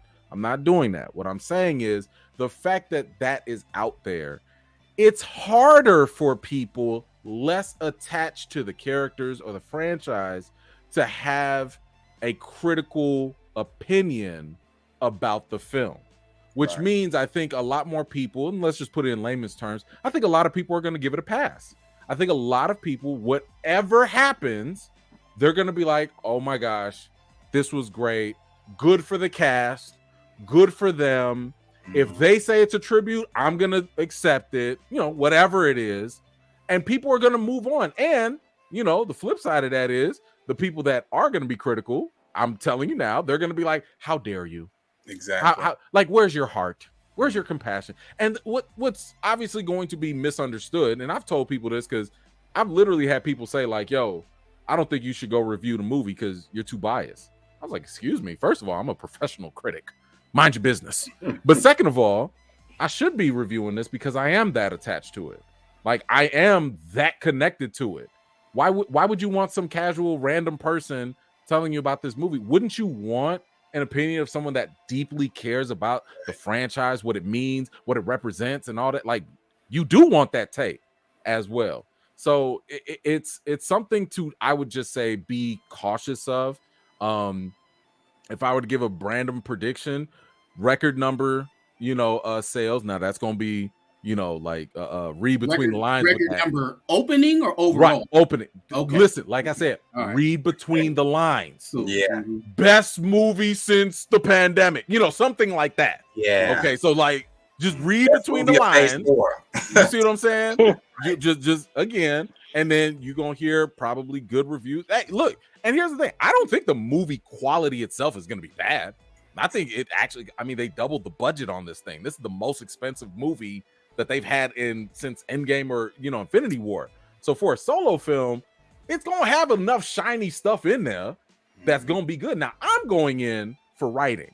I'm going in to see how are you telling the story. Right. If it is taking place after Endgame, for example, is this the first time y'all celebrated, memorialized T'Challa? Because he did die for like a whole 5 years. Was that mural up before or was it up after? And by the way, when are we gonna have a funeral or procession for T'Chaka? He died too. Did they ever have one? They never did.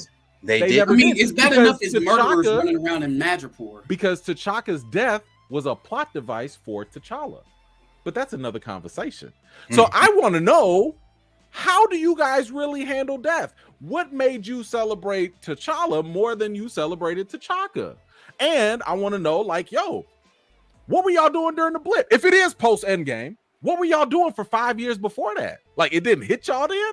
Like, what happened? How did y'all adjust? So these are questions I have, and I want to see how we and you know, and I'm not gonna fetishize or fantasize over how T'Challa dies or whatever, because I feel like that's kind of weird and sick in a way. Yeah. But I am curious, how are y'all gonna kill him? And I think the vast majority of people are not only wondering the same question, but they also want to know, how are you gonna tribute him? Like, how are you gonna honor him on top of that? But my question is like, yo, like, what are you gonna do? Because and the thing is, from what we've heard, if the leaks are true, if it's true, he's gonna die of a sickness, if I'm correct. I got questions. So I have so many. I got questions. So you know in the comics, Wakanda got a whole cancer. They got a cure for cancer. I'm trying to figure out how far away from the canon we are actually going to stretch this thing to. This ain't even smelling. No. I'm saying MCU. Just because Namor's in it, that's all you get. I'm saying MCU canon. He has the heart-shaped herb in his body. Oh, I see. Okay. Mortal diseases do not affect the Black Panther the way that they affect normal humans. This man literally recovered from a coma because of the heart-shaped herb. I'm still, they don't stick to nothing from the comics. I'm giving you MCU, right? Right. You live in Wakanda, a place where you can take a bullet out of a man's spine and make him walk within hours. A place where you can offer to save your cousin's life as he's pulling a knife out of his heart. Woo. Why is he dying from cancer? Let me this, like, that is one of those questions I need to ask. And this is one of those things where I'm like, look, I'm gonna ask this question whether this was recast T'Challa or not. I'm gonna ask this question whether I was a fan or not. Why would he do this? Was it because there was no cure around? Because if that's the case, that kind of cripples Wakanda and their resources. Did he choose not to tell nobody? So wait, did he choose to die? Is that what we say? Like, now you really I'm gonna have to ask questions, right? Because if you're trying to force this reality, the real life trauma into the fictional storytelling, it don't work, because Wakanda's not real. Wakanda's fantasy. The things that plagued Chadwick in real life and took that brother away from us would not be an issue in Wakanda. So when you try to force it together, you're going to have a conflict. So that is why I'm going in with an open mind, and I'm gonna be like, tell me the story, because the challenges I foresee y'all running into are not pretty. But I'm gonna give y'all an opportunity. Tell me the story and make it make sense. Not to mention the fact that, come on, man. Like, again, we love Ryan Coogler, right? Yeah, I don't know Ryan Coogler. I don't got no personal beef with that man. But let's just get down to brass tacks. You're telling me that when you thought about how to honor your friend, the best way you saw to do that in a comic book universe, mind you, was to give him an illness like your friend? We talked about this. That's the most morbid thing I have ever heard. Bro, that's Vin Diesel making Paul Walker's character die in a car crash. That is so morbid. Like, I don't get that. Like, I do not. That I'd be so ill watching that if they did that in the movie. We'd be like, ooh, they really. How did you ever stand in front of Chadwick Boseman's family again? They mourned their son for 2 years. No, they're still mourning. Made billions of dollars. They're still mourning. They're still mourning. Yeah. And you made a movie about their son and gave the comic book character the same illness. You could never stand in front of me speaking all those words about loving my brother, my son, my husband, Chadwick, my uncle. And you killed a comic book character to liken it to his real death. Here's the funny thing, because I've planted seeds across the social media realm, and I've asked people, people that are anti-recast, and we trust Ryan Coogler 100%. I said, okay, cool, like, I respect y'all decision. if they kill T'Challa the same way as Chadwick, y'all gonna be good with that? Since you trust Ryan, you trust Marvel. We don't have any say in their IP. Since you stand on that, are you cool if they double down and use the real life stuff? So it's not like, oh, he fights with Namor and dies. None like that. Right. He dies the same way and it mirrors real life. Are y'all cool with that? 3 out of 3 platforms and places I've been on all said, oh, hell no. Oh, no, that wouldn't be cool. Okay. I got the screenshots. I got the recording. Yeah. Okay. And here's the thing. I hope that's not the case. I don't want it to be the case, but I do want y'all to keep that same energy when you don't want to criticize Marvel for the decisions that they make. Right. Because I've said from the jump, Marvel's not perfect. I love Marvel for the things that they give us, but at the same time, I hold them accountable for the things that they mess up on too. And they do the same to themselves. They admit when they mess up too. So there's really no reason why anybody should be giving them a pass, even if they mean well. Because nobody is out there. No one in Marvel is trying to do evil stuff. The actions and effects might be effed up, but they're not going out there doing that. But you can still call them out. So I'm waiting to see the goalpost get shifted again. That's what I'm going to be looking for as well. And to add what Marcus said there about when you were talking about, how could he possibly be sick in Wakanda? The MCU has set the precedent that Shuri is one of the smartest minds in Marvel. With Shuri being one of the smartest minds in Marvel, let's take what E-Man just said there. Let's assume that maybe they do know he's sick. So you're telling me that she could easily, like you said with Ross, just took the bullet out of Ross and everything like that. But let's even say with Vision, she within seconds said, "Why didn't you just, blah blah blah?" And we didn't think of it. She's like, okay, blah blah. She fixed it. She was working on it. You think knowing her brother is sick, someone that she loves, someone that she really cares about, we've seen that relationship, how close they were within the first Black Panther film, she would let her brother sit there and die? They would move heaven and earth. Come on. But like, that's why I said, if they know and they can't do it, you're making Wakanda more inferior. There really shouldn't be anything Wakanda can't do. Wakanda had whole spaceships in the 90s. I need people to remember in that first movie, they had spaceships, not a helicopter, not a hovercraft. They had spaceships in the 90s. So whatever stuff comes around, if Wakanda can't do it, I mean, Jesus, what are we saying? Right. What are we doing? Lowering the standard of the most technologically advanced nation on the planet. And saying that they're the most important person within that nation could die of a mortal disease. Right. So listen, this is why I'm just saying these are hypotheticals for now until we actually see the movie. Until we see the film. But at the same time, these are challenges. Like, if you go down this route, did y'all think this all the way through? I hope they did. I hope they find some, because it's fiction.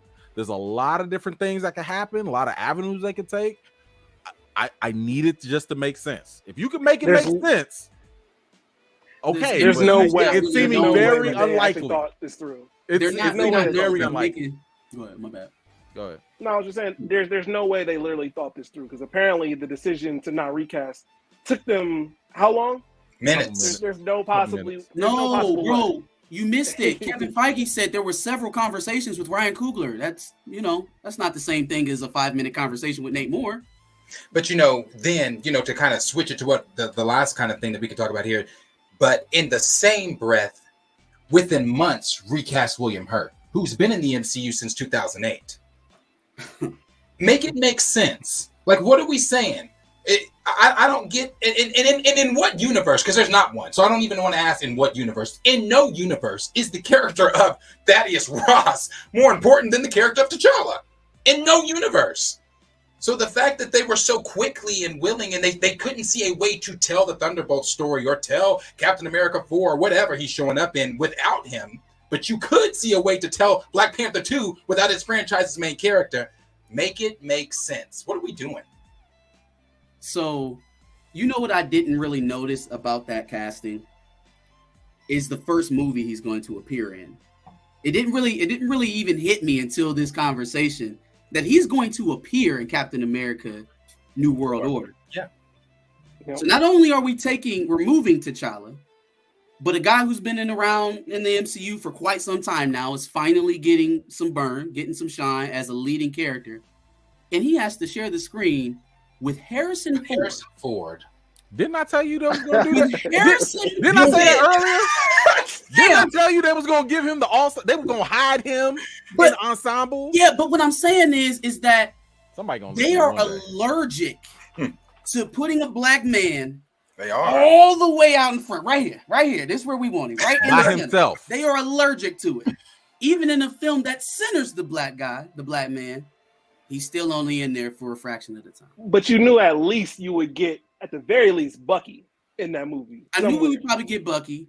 There's a pretty high chance that Chris Evans is going to be in there. But now confirmed is Harrison Ford.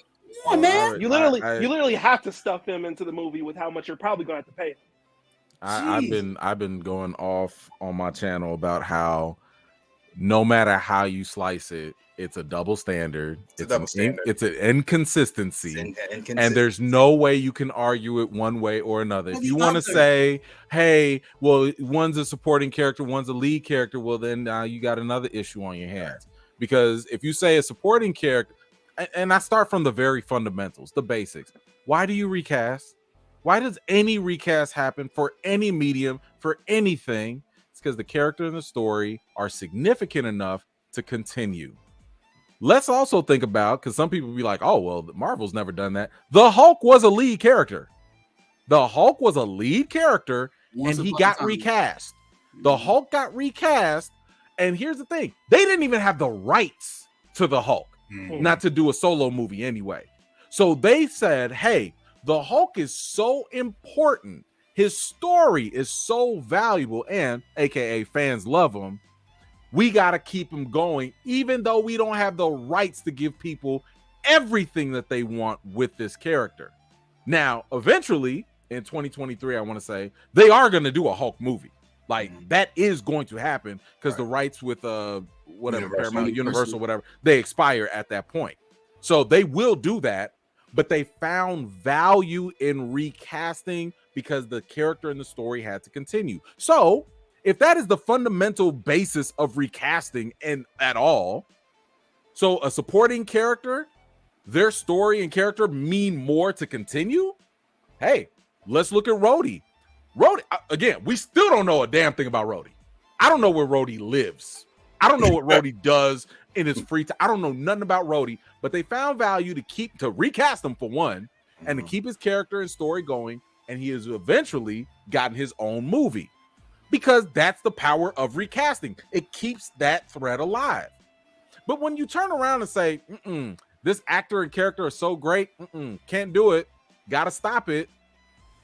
But you're not going to recast because it is so important, even though the story is cut short. Like what? But General Ross, he gets to continue. I don't understand. It doesn't make sense. So T'Challa's story is not valuable enough. His character is not significant enough to continue. Like, what are you doing? You're gonna run into a logical roadblock at some point. And that's the problem I have with this. And I reject like people trying to say, oh, you trying to compare the actors. No, I'm not. I'm just saying like, yo, if a character's story and their being matters, continue. That's how it goes. Right. And you got, taking it back to what Nate Moore said, how he couldn't look another actor in the face and say, you can take on this role.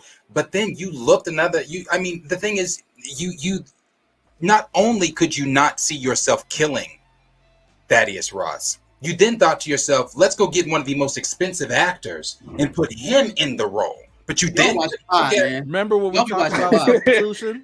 Remember when I talked about they would never substitute all this? They could have substituted General Ross's story and just put it on Val. Yeah. They could have said, hey, Val, I thought that's what they were going to do. They said that they were going to do that. Here's the thing. I wouldn't even care. I wouldn't have gave a damn. I wouldn't have cared at all. I don't care. But y'all, that's the implication that I keep talking about. Like, y'all don't treat black characters the same way. Nope. So T'Challa, you can give him his stories to somebody else. but you can't even give General Ross. You have to recast this minor character and keep his story going. Like, come on now. It's not, it don't add up. I'm sorry. It just don't. The energy that they put behind it. One of the highest grossing action stars of all time. And it happened within the same year that William Hurt passed. And even to go back to what you were saying about people saying that, well, you're comparing who they were in real life. Because a lot of people would lean on that too. Bill Hurt obviously has some controversy in the early stages of his life and career that he ended up moving past, I think, at least publicly. But even still, when we had the Marvel Legends award or inductions, William Hurt's name was on that list. There is no way, like as you said, there's no way you slice this to try to make it seem, well, we don't want to speak ill of the dead, but Bill Hurt wasn't that good of a guy. Oh, but he got the same award as Chadwick Boseman. Ooh. Right. What are we talking about?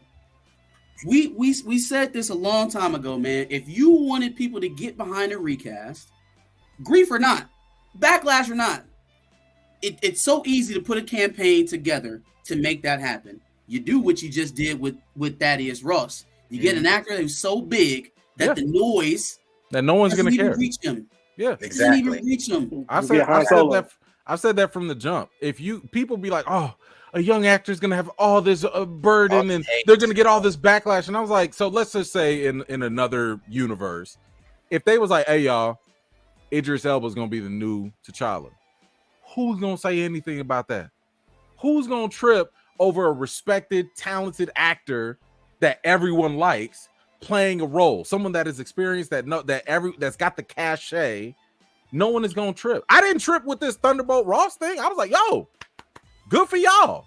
It's still a problem, but I like Harrison Ford. Right. Like, I ain't got no problem with that. Exactly. It's not us having a problem with the casting of Harrison Ford. It's the double standard that we have the issue with. Yeah. Harrison Ford's great. Hell, who doesn't want to see, especially with the fan mock-ups of him as Red Hulk? Who doesn't want to see that? I want to see that. I'm down. But I want to see that, but I don't want to see that when you've said you're going to kill the character of T'Challa off and you can't recast him because of Chadwick Boseman's legacy and everything like that. I feel like if that's the precedent that you are setting, your company is setting, that needs to be followed through all the way with everybody, with Harrison Ford and William Hurt and everything like that.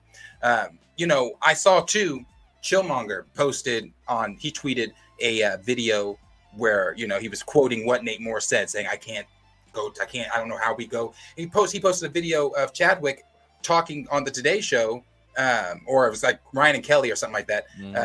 Whatever their names are, Kelly, who I know her. She's talking to them, and he said, when he got the call from Marvel, they were like, so we heard you want to play this character. Is it the character we're thinking you want to play? He's like, well, what character is it? Is it the character you guys think I'm thinking it?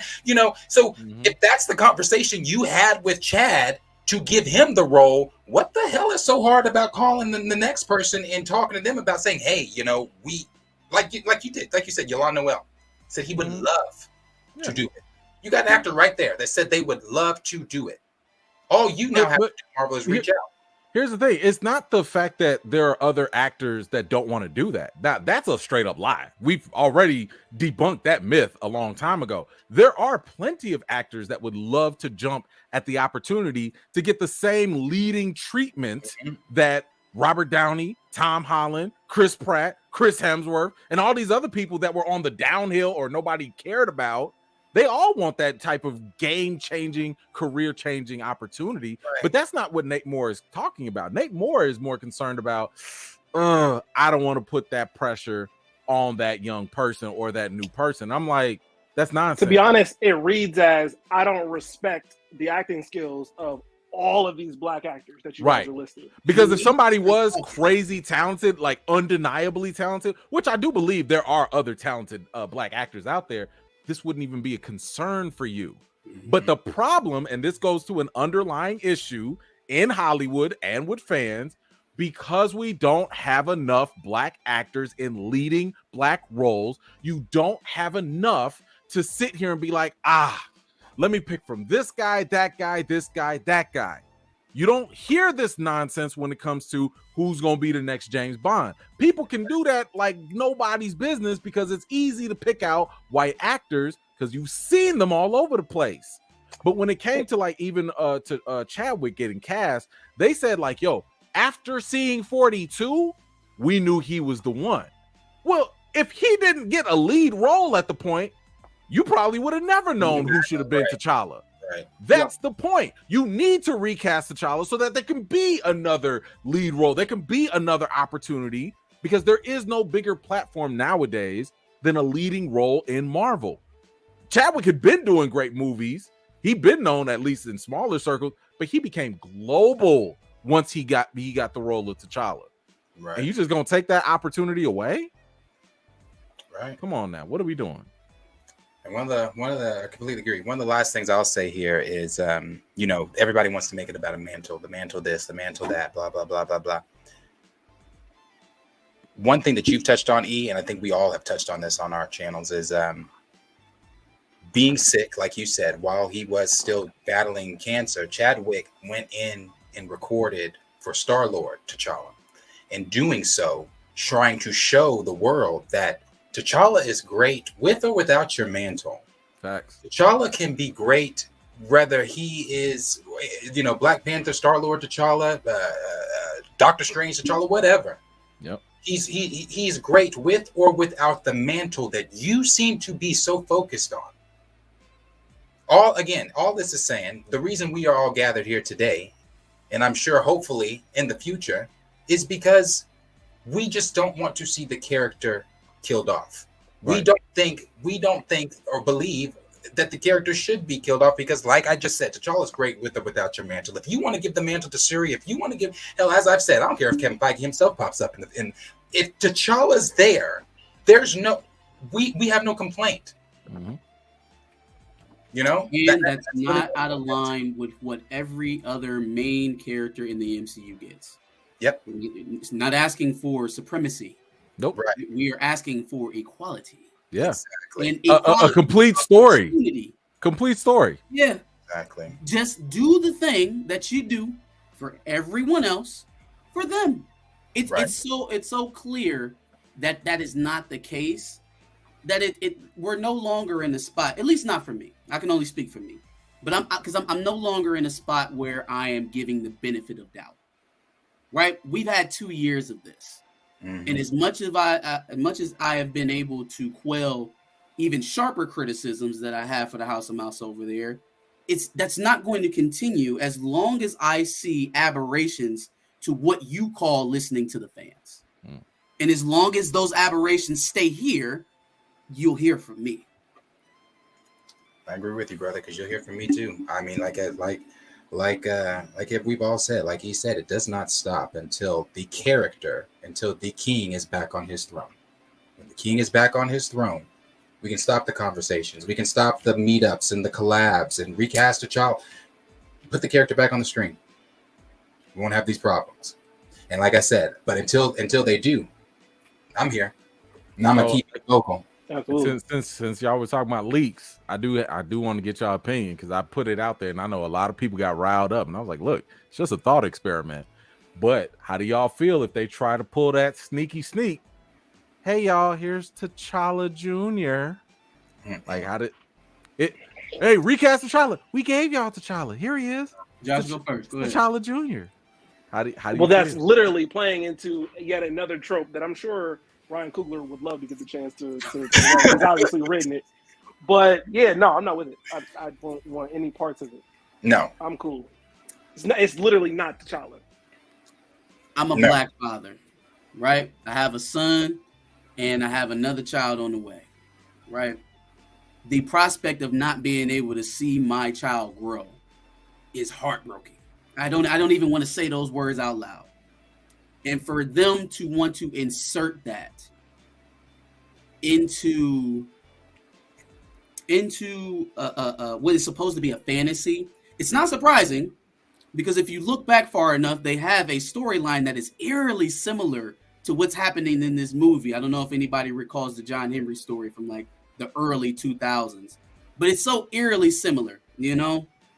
The thought of that happening in them selling it for profit.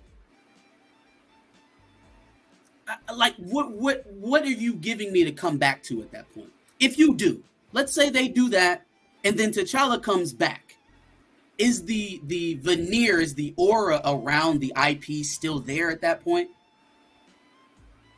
If you're going to give me T'Challa in Secret Wars, but we gotta, you know, bide our time with Jon Snow baby T'Challa. He's a bastard. What is the regalness around that? What is the royalness around that? He can't sit on the throne. His mother is not legitimate. She's not T'Challa's wife. She is not a queen. Or are we going to turn that on its head too? No, I think they said they were going to do a secret marriage or something like that. I think. I don't know. Listen, I don't know. You know, I mean, like, look, I've said, you know, because I've listed all the negative things, and I think obviously we agree with damn near all of them. So this is definitely not something that like I could sleep well with, because I would compare it to like if they do the T'Challa Jr. route, I would compare it to what they're doing with the Hulk. Like, yeah, I'm a fan of the Hulk, but they clearly have failed the Hulk for the past 10 years at the same time. So, but at least y'all got the Hulk, if that's what you want to call it. You know, at least there's a road for redemption, you know, if they eventually get to Savage Hulk and stuff like that. But I would think that a T'Challa Jr. or whatever would also be like a failure of the same way that they failed the Hulk. But I don't know. Like, that would continue to be seen for years. Yeah, like, that's what I'm saying. Just like the Hulk. Like, the Hulk has only gotten worse.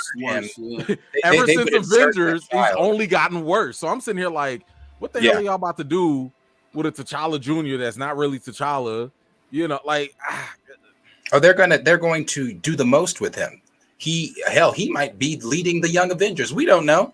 They're going to do everything that they can to make that void, to try to hush the recast crowd, because it's like, no, you've got your T'Challa. You've got your Black Panther.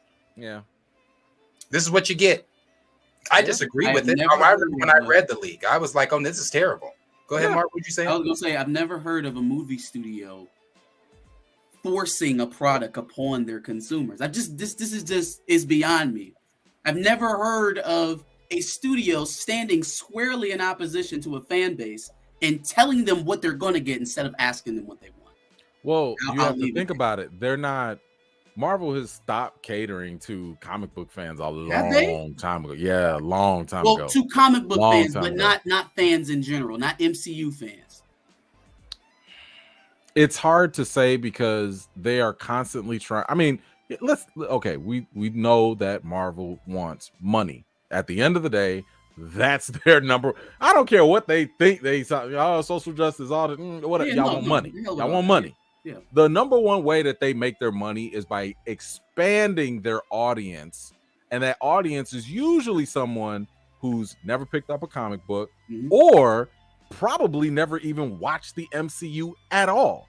This is why we get things like She-Hulk or Ms. Marvel, you know, like things that are like outside the norm to grab different parts of the demographics and increase their overall fandom. So for me, I'm sitting there thinking like, I don't think they are worried about asking, or I don't think they're concerned about what some fans think. Now, I'll give him credit because Nate Moore did say that the people that do want T'Challa, it's fair. That's good. Like, I'm glad he's not like some of these anti-recasters that are like, oh, y'all are toxic and bad. No, he's like, no, that's a legitimate concern to want the character. Now, everything else he's been saying is problematic. So, you know, like I can at least agree on that little starting point. But I don't think they care. I think they care more so. I think they respect it. I think they respect the fact that y'all want T'Challa. I think they respect the fact that we want this character to continue. But at the same time, they're like, nah, but our priorities, our vision matters more, even if it's not aligned with what y'all want. Well, I think that's their approach, because that's literally what he said. We can only tell the story that we can tell. And I'm like, okay, first of all, that's cap, because it's fiction. Y'all can tell any story that you want to tell. Not the only one, any story You want to do We've time seen travel, them magic, change multiverse? stories. Y'all could do anything that y'all want to do. Ain't no one story of like, this is the only way Black Panther 2 could go. That's cap. Right, and in a world where we have talking raccoons that's having, you know, milkshakes with talking trees and a purple man traveling the universe to collect stones, you can't tell me nothing's impossible. Exactly. You And that can't- goes to the audience too. Impossible. For the people that are like, I can't see nobody else but y'all like talking trees and talking raccoons. Like, y'all fine. Right. Y'all already suspended belief the second you pay for your ticket. Stop it. Right. I guess the two questions I would have to have there, well, not that I'm supporting, because I don't support the bastard child idea at all. But if when was this child made? When was this child conceived? That's a question I got too. Like, when, at what point how? was this child? Yeah.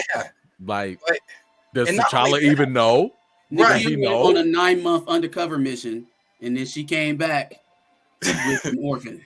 And like, what does that say about her? Like, why were you hiding the king's child from him? Like, Why were either one of them hiding their child? Listen, this is why I'm going in. I'm like, okay, y'all got challenges. I want to see how you address it, because these are things I'm gonna have questions about. Like, y'all, And where just are had we a whole fitting kid? that into the story? Are we fitting that, sandwiching it somewhere with Namor and at the killing end. And Ramonda Riri Williams and all this other stuff. At the end, I told Where you are we fitting that? they're gonna throw so much stuff. And yeah, The average person is not gonna care. The average person is gonna be like, man, I saw some things blow up. I saw a whole bunch of water. I saw a dope fight. I'm happy. I'm entertained. and are they entering it? I mean, assuming that the leaks, and I'm going to assume that they are, because the person that leaked this plot leak has been on par with most of the plot leaks that they've leaked in the past. If this is true, how long are we waiting on this child to grow up? Like, how old is the child when is it a baby? Is it an infant? Is the kid, how old is he? Because if the MCU is not, like Stamina MC said there in the comments, the MCU does not progress that fast to where we're about to see this child as, you know, a young man, a young adult. Like, at what point do we even get the kid? You know what would be an absolute, like, I may just be done with the MCU blow? Is if a multiversal portal opens up and someone who we think is T'Challa walks out, but it's just a grown-up T'Challa Jr. Hang it up. Yeah. Hang it up. Absolutely hang it up, not. Hang it up. I'm done. I'm through. Because that would be an easy way to do it, right? Is to age him in this movie. Because we know that this movie takes us into the multiverse saga, right? So that could be it. They could be giving you an adult T'Challa Jr. aged up after they fled Wakanda and killed the queen. I just do not. And that falls into, you know, some of that variant conversation. I'm not against any way or medium that we can get T'Challa back. I'm not against it, but I don't prefer a variant over the 616 T'Challa. I mean, even in the comics, the precedent is also set in the MCU. I've used this example so many times when talking about this. When you watch Doctor Strange in the Multiverse of Madness, the idea, just like in the comics, is supposed to be that our heroes, 616 heroes, are the best of them. You saw that in Multiverse of Madness. Every Doctor Strange wanted to take America Chavez's powers. It wasn't until Wong told our 616 Strange, you have to take her powers. He said, no, there's got to be another way. We see that same theme within the comics. When our heroes are faced with something, they always overcome it rather than a multiversal variant of them. I don't want to see a variant of T'Challa. We don't know what he thinks. We don't know how he is. We don't know what problem, or has he even been through the same things that our T'Challa has been through? Does he think the same that our T'Challa? You know, why? It's just so many, there's a lot of what ifs with a variant. Just look at the Doctor Strange variants. They weren't all the same. Look at the one in the Incursion universe. Look how dark he was. Look at the one that, you know, the one with the ponytail. Every Strange was not the same as our Strange. They had qualities alike, but our Strange was the pure Strange. Our Strange was the one that, at the end of the day, came up with a way to save America. How do we know that that's going to be a variant T'Challa? How do we know what he's going to be like? I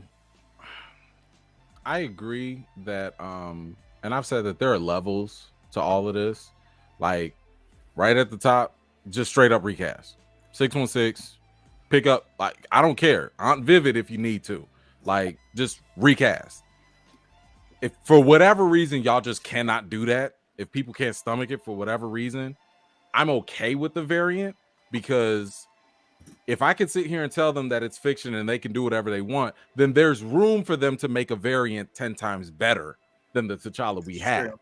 You could make a variant one of the top 5 smartest people. You could make him the best hand-to-hand combatant that we know T'Challa is. You could make him have legit on-site beef with Namor because in his reality, Namor took out Wakanda. You could make it work. It's fiction, after all. So under a variant, I would say is a T'Challa Jr. And I feel like there are so many restrictions with that because now you want to try and force it to work with this and this and this. And, oh, yeah, we have to remember that it's in continuity with the history. And I'm like, I don't know. Maybe like y'all gonna have to try hard, but that's gonna struggle. And my worst thing, and I would argue, is worse than the T'Challa Jr. because I feel like even with a T'Challa Jr., 10, 20 years from now, people just gonna call him T'Challa. The little kids that watch him, that's gonna be their T'Challa. And I can't be too mad at that. But the one thing I would hate worse than that is if you give me a Star-Lord T'Challa or you give me something else and you treat him like a gimmick character. Yeah. I don't want you to say, oh, here's a Star-Lord T'Challa from another universe, and he only shows up sometimes. He's a side character. He doesn't even get a lead movie.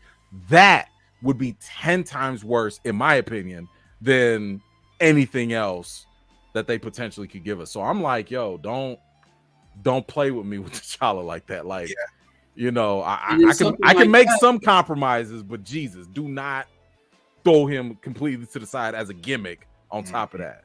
And then something like that makes him as throwawayable as Jane Foster Thor. Yeah. Or whatever ends up happening with Shuri after this movie comes out. Like, it's just, you're making it easier for certain roles to be interchangeable. Yes. And expendable. Yeah. Right? Yep. They're just, it's just more fodder. Yep. John Campea believes that Shuri is going to die at the end of this film. No. I know. I don't think so at all. But no. Hypothetically speaking, if they were to, I don't know why he thinks that. I don't. But first of all, I'd have a problem with that too. Where would the movie go after that? That same energy. Listen, that same recast T'Challa energy. I would comfort him. I would comfort him. I'm like, no, y'all are not gonna sit here, take T'Challa away. Now you're gonna take like, no. I'll be like, hey, Ryan, you've confusing whatever horror script you writing with Black Panther. You need to get them separated, fam, because you just wiping out everyone. No, that would be, in my opinion, unacceptable. That would be unacceptable because I have all daughters and I want them to look up to Shuri too. So you're not about to sit here and take my hero away. Then you gonna take my kid's hero. Nah, we got problems, fam. Right. Nah. But I don't think they wouldn't be that foolish. No. Now there have been some problems, you know, with Letitia Wright behind the scenes. Now I don't know if she'll progress beyond Black Panther 2. I don't know if they're gonna kill her off. I mean, you got Secret Wars and Kang and who knows, but if we're still going off of the plot leak, apparently, you know, she is Black Panther for the film. Mm-hmm.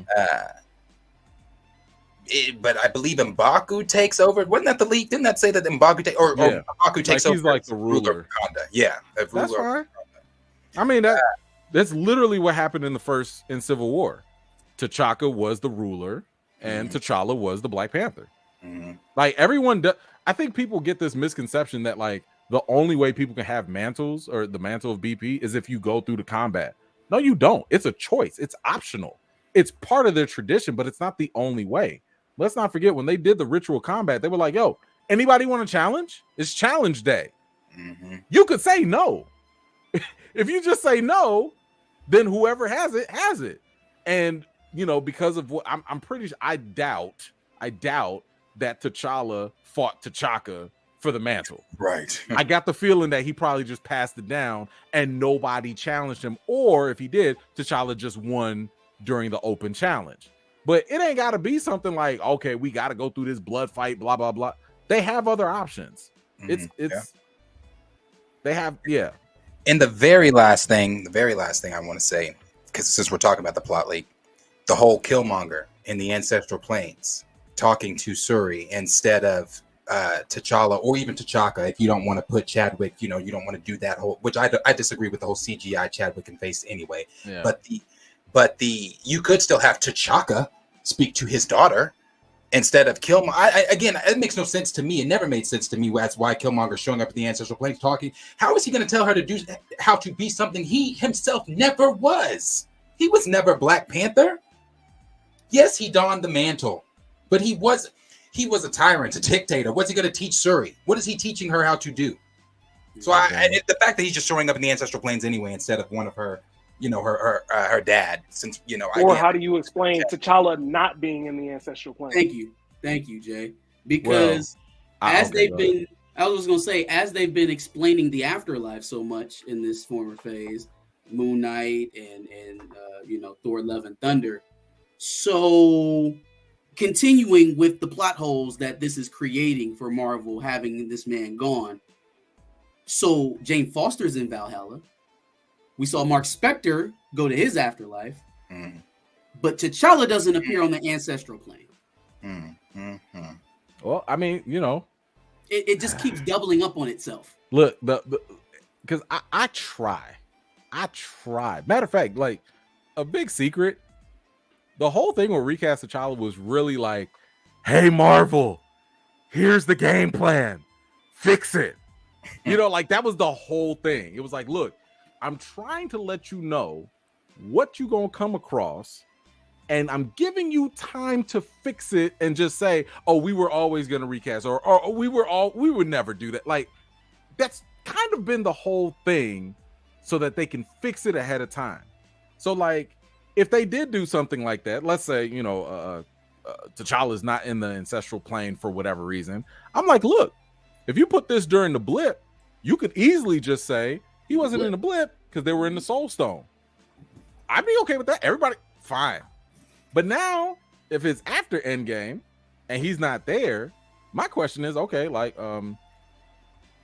what happened? And like, because we saw multiple Panthers, multiple Kings when T'Challa went. We did. Both times. Mm-hmm. Both times.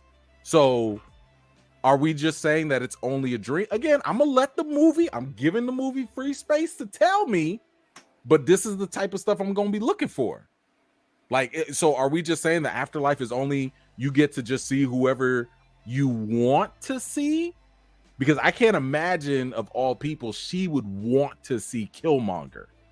Or does the afterlife have its own rules where it's like, no, we're going to show you what we want?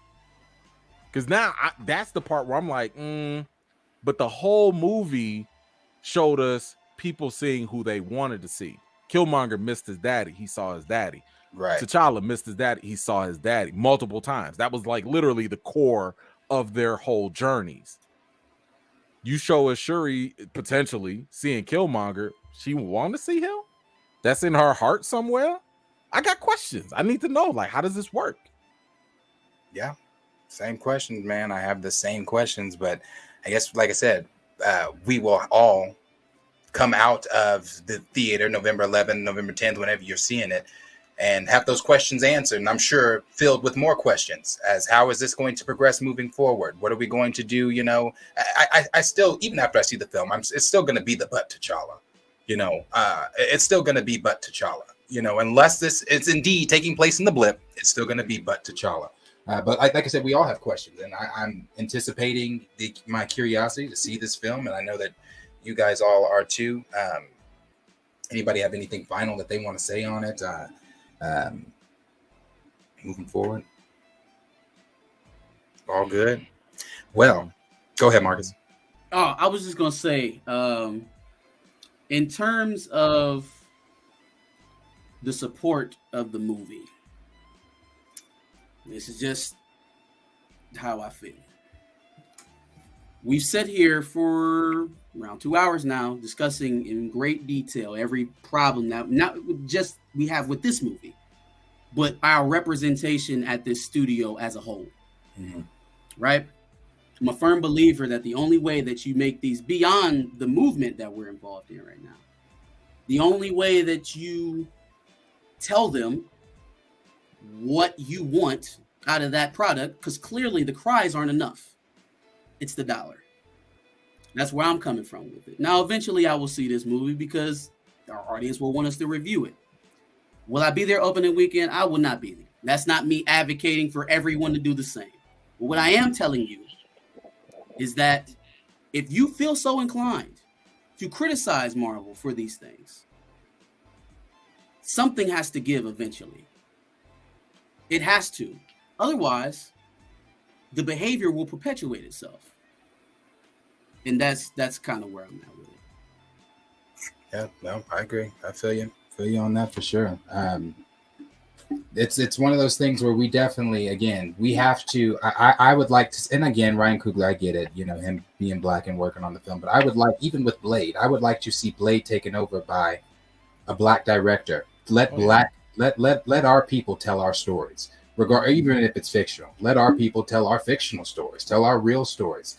That's something that I would love to see done. And I think Marvel needs to put more of an ear to the ground to our community and hear what we're trying to say about our characters we want to see brought into your cinematic universe. Characters we've grown up reading, like, there's so many. Luke Cage, Misty Knight. I mean, I could go on and on. There are characters that, in order, I've seen so many other people say, well, you've got all these other black characters, or you don't need T'Challa. Well, T'Challa walks so these characters could fly.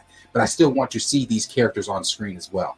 So, I want to see, again, our stories being told by our people. But other than that, with everything we've talked about, I appreciate. Oh, go ahead. No, I was just gonna say, like, I think to both of your points, I mean, you have to also understand like who Marvel is and like how they operate. One thing we just noticed with the whole She-Hulk series is Marvel has no problem calling out negativity, as they call it, toxicity and stuff like that, and literally flipping that to their advantage and profiting off of it by putting it into a series. So they're sitting here making fun of all the trolls, all the men out there, or whoever is talking about the MCU and blah blah blah stuff like that.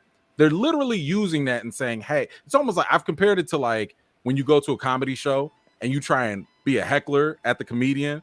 Like, what's the comedian gonna do? If they're a good one, they'll take that, flip it against you, and they will rise in their own stardom, right?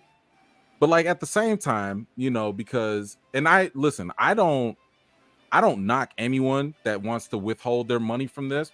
That's fine. I respect that. I got no issue with that. I would just caution people to realize who they're dealing with, and I just say that like Marvel, they care about money, but they really don't have to. The lowest grossing movies that Marvel has made, Captain America, Eternals, whatever is out there, they still have sequels. Why? Because for every bad movie Marvel might make that doesn't make money, there's an Avengers movie that makes $2 billion that covers all that cost. So unless like all of Marvel starts to tank, they don't care if like one movie is missing some dollars versus the others. So that's one thing. And one thing I would also say is they have shown what they respond positively to. The Save Daredevil campaign. That was not something that was led with, boycotts or any type of like aggression or whatever. They listened to those fans. Now, of course, I think for other reasons, but they listened to those fans and they eventually got that back. So I do think that like there's something in voicing your opinion in a way that's going to be receptive to them, because right now I feel like they feel they're too big to fail. They're too big to be like, oh my gosh, we lost $50 million on this movie. Let's stop or let's adjust. The smaller studios do that. Sonic, they do that. DC, they do that. Marvel's already at the top. They don't care. I mean, if we're just being 100, they don't care. Matter of fact, I'll give y'all some more inside info. They've already gone to the theaters and changed the fact, or not just them, but like studios in general. You're not going to see discounts for the first opening week of movies anymore. That's not by coincidence. That's because now those opening numbers are going to be inflated. They're going to be higher. So now, and again, I told you, read between the lines, when they say best opening weekend ever and all this, like it's going to be higher than what it normally would, because now you're not getting discount tickets. Everyone that buys a ticket is getting it for full price, but anyway, with all that said, like I have personally decided, and I was very against it for a while, to actually throw a watch party for this movie. But the only reason like I even decided to do it was because, well, I started this in honor of Chadwick Boseman. And I was like, look, I don't think Chadwick Boseman will want me hurting his friends' careers in any way. But at the same time, even if we put that to the side, I'm making mine a charity drive. I'm making my whole watch party an actual charity drive to raise money for cancer. And I'm actually hoping that something like that could spur other people or other studios to do the same thing. Because if you're going to keep using Chadwick's name to promote the movie, to advertise the movie, wouldn't you want to actually do something like that was also in line with his actions? Wouldn't you want to do some sort of thing that doesn't make it seem like everything is only strictly for profit? So for me, I mean, again, everybody can do what they want to do, but like, I do think that like, if we're going to talk about this is what we're trying to do, we have to make sure it also doesn't conflict with whatever we're also trying to represent. And we got to make sure it's effective as well. And, you know, this movie is going to make money one way or another. And Marvel, I honestly, I don't think they care. I think they're going to continue. They're going to do whatever, whether they fail T'Challa's representation or not. I think they're going to keep going. And it is what it is. Yeah. So I just want to respond to that real quick, because I don't know if I'm fully on board with the idea that they don't care about the bottom line. I think that's one of the only things that they care about is how much they make. Maybe not to the degree that they're going to completely change course because of a failed movie, like you said. But it does say something about the direction that you're going in. One mess up, sure, yeah. If it tanks a franchise, I don't think that's something that they're too keen to just let happen, even if they're not actively fighting against it. But the question I wanted to ask you is in relation to hurting the production. Do the actors get paid off of the box office? Sometimes. For this film? So I don't know. It depends on their contracts. Sometimes. So for example, when you have ensemble films, like you got like 15 top name actors or whatever, sometimes because their budgets are too much or they cost too much, they'll say, hey, look, we'll take a cut on the front end, but we'll collect on the back end. So sometimes, depending on the Robert Downey Jr., that's why he got too expensive for Marvel, because he was like, yo, pay me off of the residuals of anything Avengers and Iron Man. That's why they was paying him way too much. And I hear that. And I hear that, right? But at the end of the day, I am just a consumer. Right? And even though we have these channels with all these people that listen to us every day, right? We are just one ticket. We're one ticket sale. If you can't make that count, okay, let me pose this a different way. If we want something to change, but there are no stipulations to what will happen if it doesn't change, then what are you left with? Finding alternatives. So one thing that has shown to make Marvel change is negative press. They don't like negative press. But that is literally what has made them change anything that they've done. I mean, again, listen, I will prove I'm open to whatever conversation, evidence, whatever. Show me when money has literally made them change anything they've done. But I've seen them react to fans. I've seen them react to campaigns. I've seen them react to just literally rumors. Right. They literally changed the whole story of the Hulk in Avengers Endgame because somebody leaked, something from the movie. Right. So they care more about their image. And by the way, that's a byproduct of being owned by Disney. Mm-hmm. Sometimes these things don't come because of Marvel. Right. Sometimes they come because of Disney. Yeah. And we know how much Disney cares about their image above everything else. Mm-hmm. So if there's something out there that is making Disney look bad, they're gonna change course off of that. And it's not gonna be money. I said that though, right? We were talking about this earlier in the idea that they are the studio that pleases, right? They don't want bad press. Well, is it that they don't care to please the fans anymore, or is it that they don't want bad press? Because if it's not wanting bad press, they've had enough of that from this movie already this year, and we haven't reversed course. My thing is that the definition of insanity is doing the same things over and over again, expecting a different result. You have been very conscious about how you've led the movement, your messaging, the things you say. You've been very careful. I don't think anybody who's actually paying attention could say that you've led a vitriol-filled movement, a truly misogynistic movement. We know that the few that would say that it's a farce, right? It's not true. Even still, we're left with what we're left with. My point is that it can't always be, I will support no matter what, I guess. You know, that's what I don't want to fall into, is the idea that regardless of what they feed us, we're going to eat it. We may eat it begrudgingly, but we'll eat it. I can't accept that. Not me.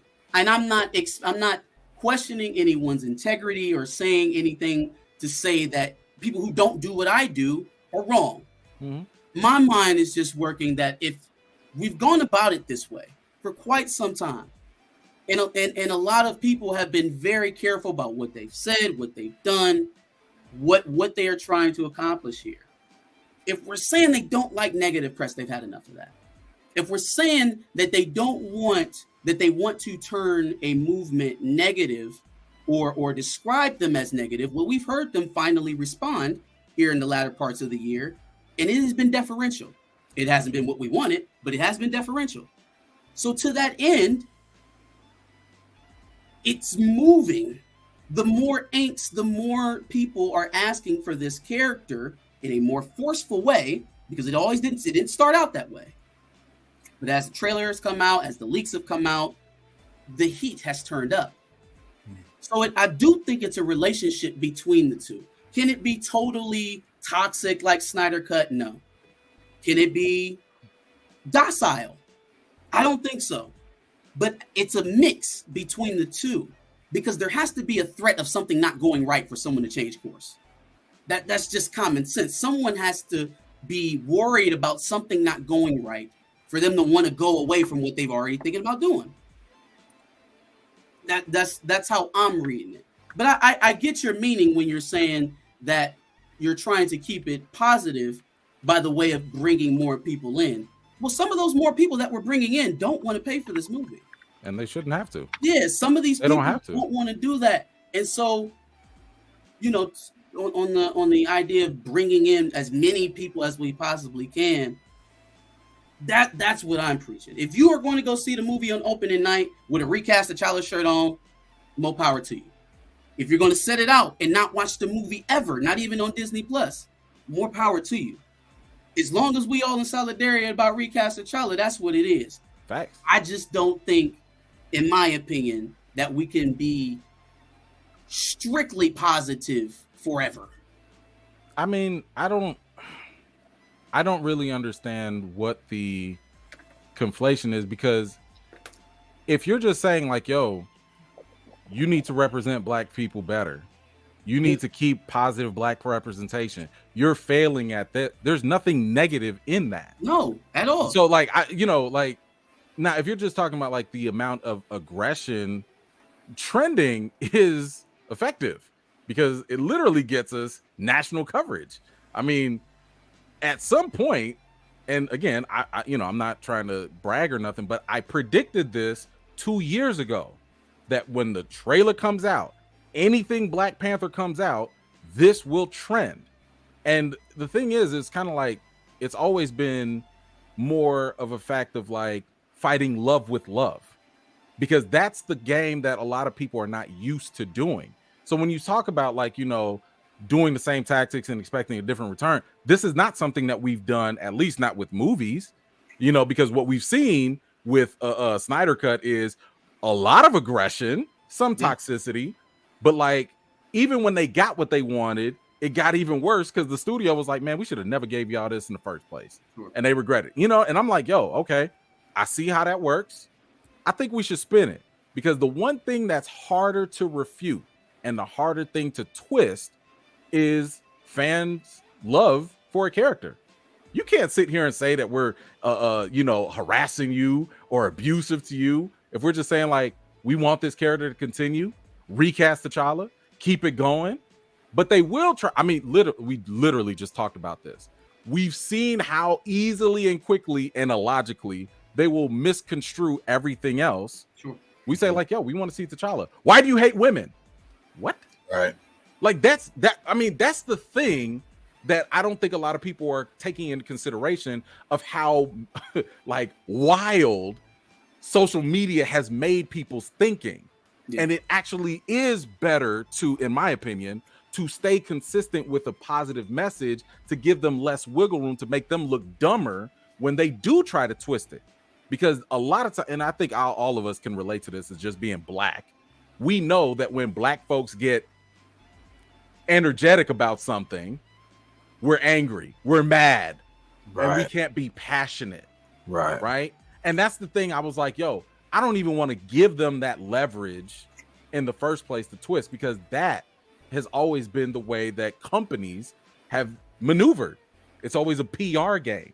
It's always been a PR game. We have the moral high ground here. Well, if we come out with a better moral high ground, you do need to acquiesce, because now you're not just competing with us and our message. You're competing with what you claim you stand for. So for all those companies out there that say Black Lives Matter and stuff like that, well, if we sit here and say, yo, we want better black representation, now you have to live up to the corner that you painted yourself in. And you can't twist that. There is no wiggle room with that, because I guarantee you they will twist anything. I mean, they literally twist positive stuff. So you mentioned the Snyder Cut being just like overtly toxic and negative. That's the optics of it. Is there anything inherently toxic or negative about denying your own support for the way that Marvel is handling this issue? No. Or is there any way that they can spin that? Yes, they will spin it, and I guarantee people will do this. Maybe it's not going to come from Marvel, but you'll see other black folks do this. Why don't you care about black representation? Why don't you care about all the black folks behind and in front of the camera? These talking points have already been out there. Even though Recast T'Challa, in my opinion, is more pro-black than anything out there, you will have people that will try to push the opposite story out there of, no, you're just being anti-black. Because now you don't want to support a black movie. Now you don't want to support a black woman. Now, obviously, that's not your reason. Obviously, you're doing it for a different reason. But I'm saying the optics are going to be twisted, and it's going to be an even harder uphill battle, because now you got to fight that, and you got to still talk about Recast T'Challa. I just have a quick question. Yeah, because there are people in the comments going, saying one thing, saying this, saying that, whatever.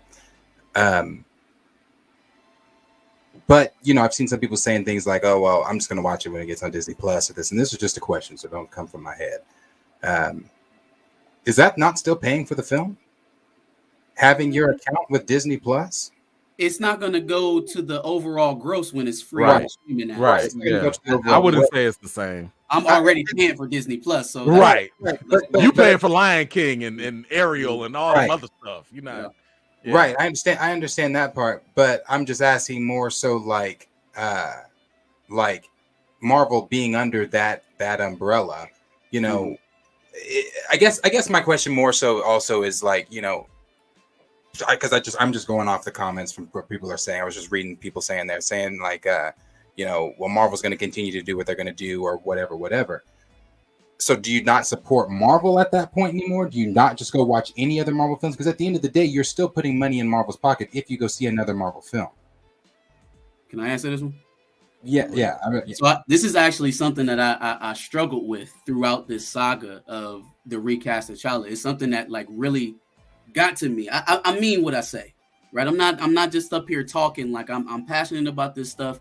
And I respect what you were saying about, coming off as the angry black man. We all know that trope, right? I do not fear it.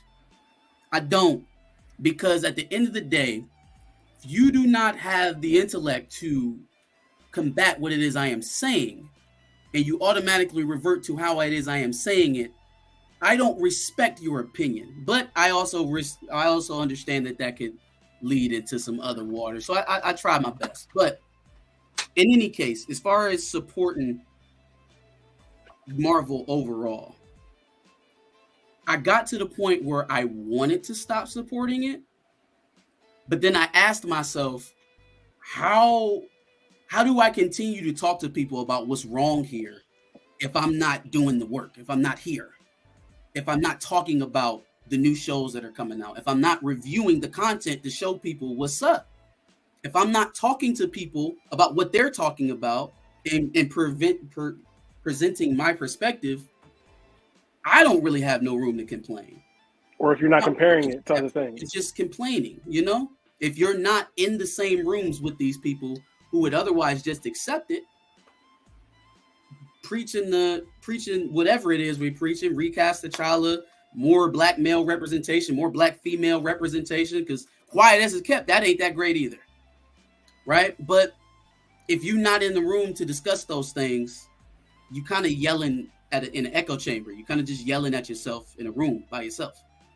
So I will continue to review the content, because if you're not doing that work, it's really all for naught, you know? I got you. I mean, I think that could be spun a different way, because I'd say, like, look, there would be no Marvel if you didn't have my dollars. I mean, Marvel literally was going bankrupt because nobody was paying to go see their stuff. So the other argument that could be made is you owe us. And if our dollars are invested as consumers, we have every right to complain. We have every right to say something, because we're literally invested. So, you know, I think you can spin it both ways. I'm not saying one is better than the other. Are you saying that you would potentially are you saying now that you would take the dollar away, or what? I guess no. I'm just saying you can spin it either way. Just sure, the argument. Right. So if you want to take your dollars away, you can absolutely use that. No, you absolutely. This is why I'm criticizing. And if you do want to invest, you can say, like, no, I built y'all. So I can say something. I'm not saying one is right or the other. Creators, right? Mm-hmm. As people who are preaching this gospel to people who haven't otherwise heard it. Mm-hmm.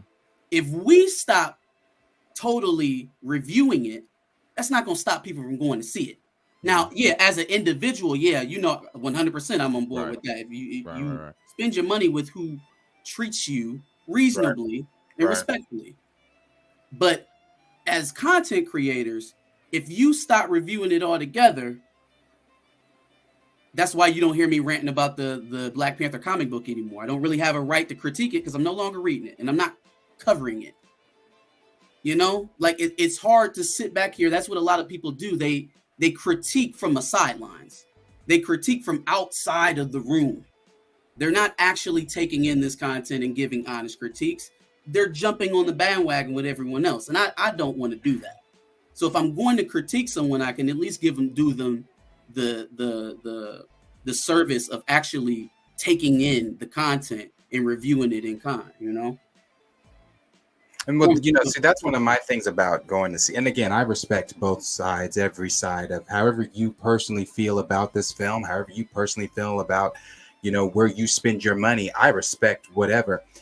I think for me as just a content creator, and we've all said this, as a content creator, I think that in my curiosity, I have viewers that are saying, you know, I'm not going to go see it, but I'm definitely going to watch your review of it, or I'm definitely going to do this, I'm definitely going to do that.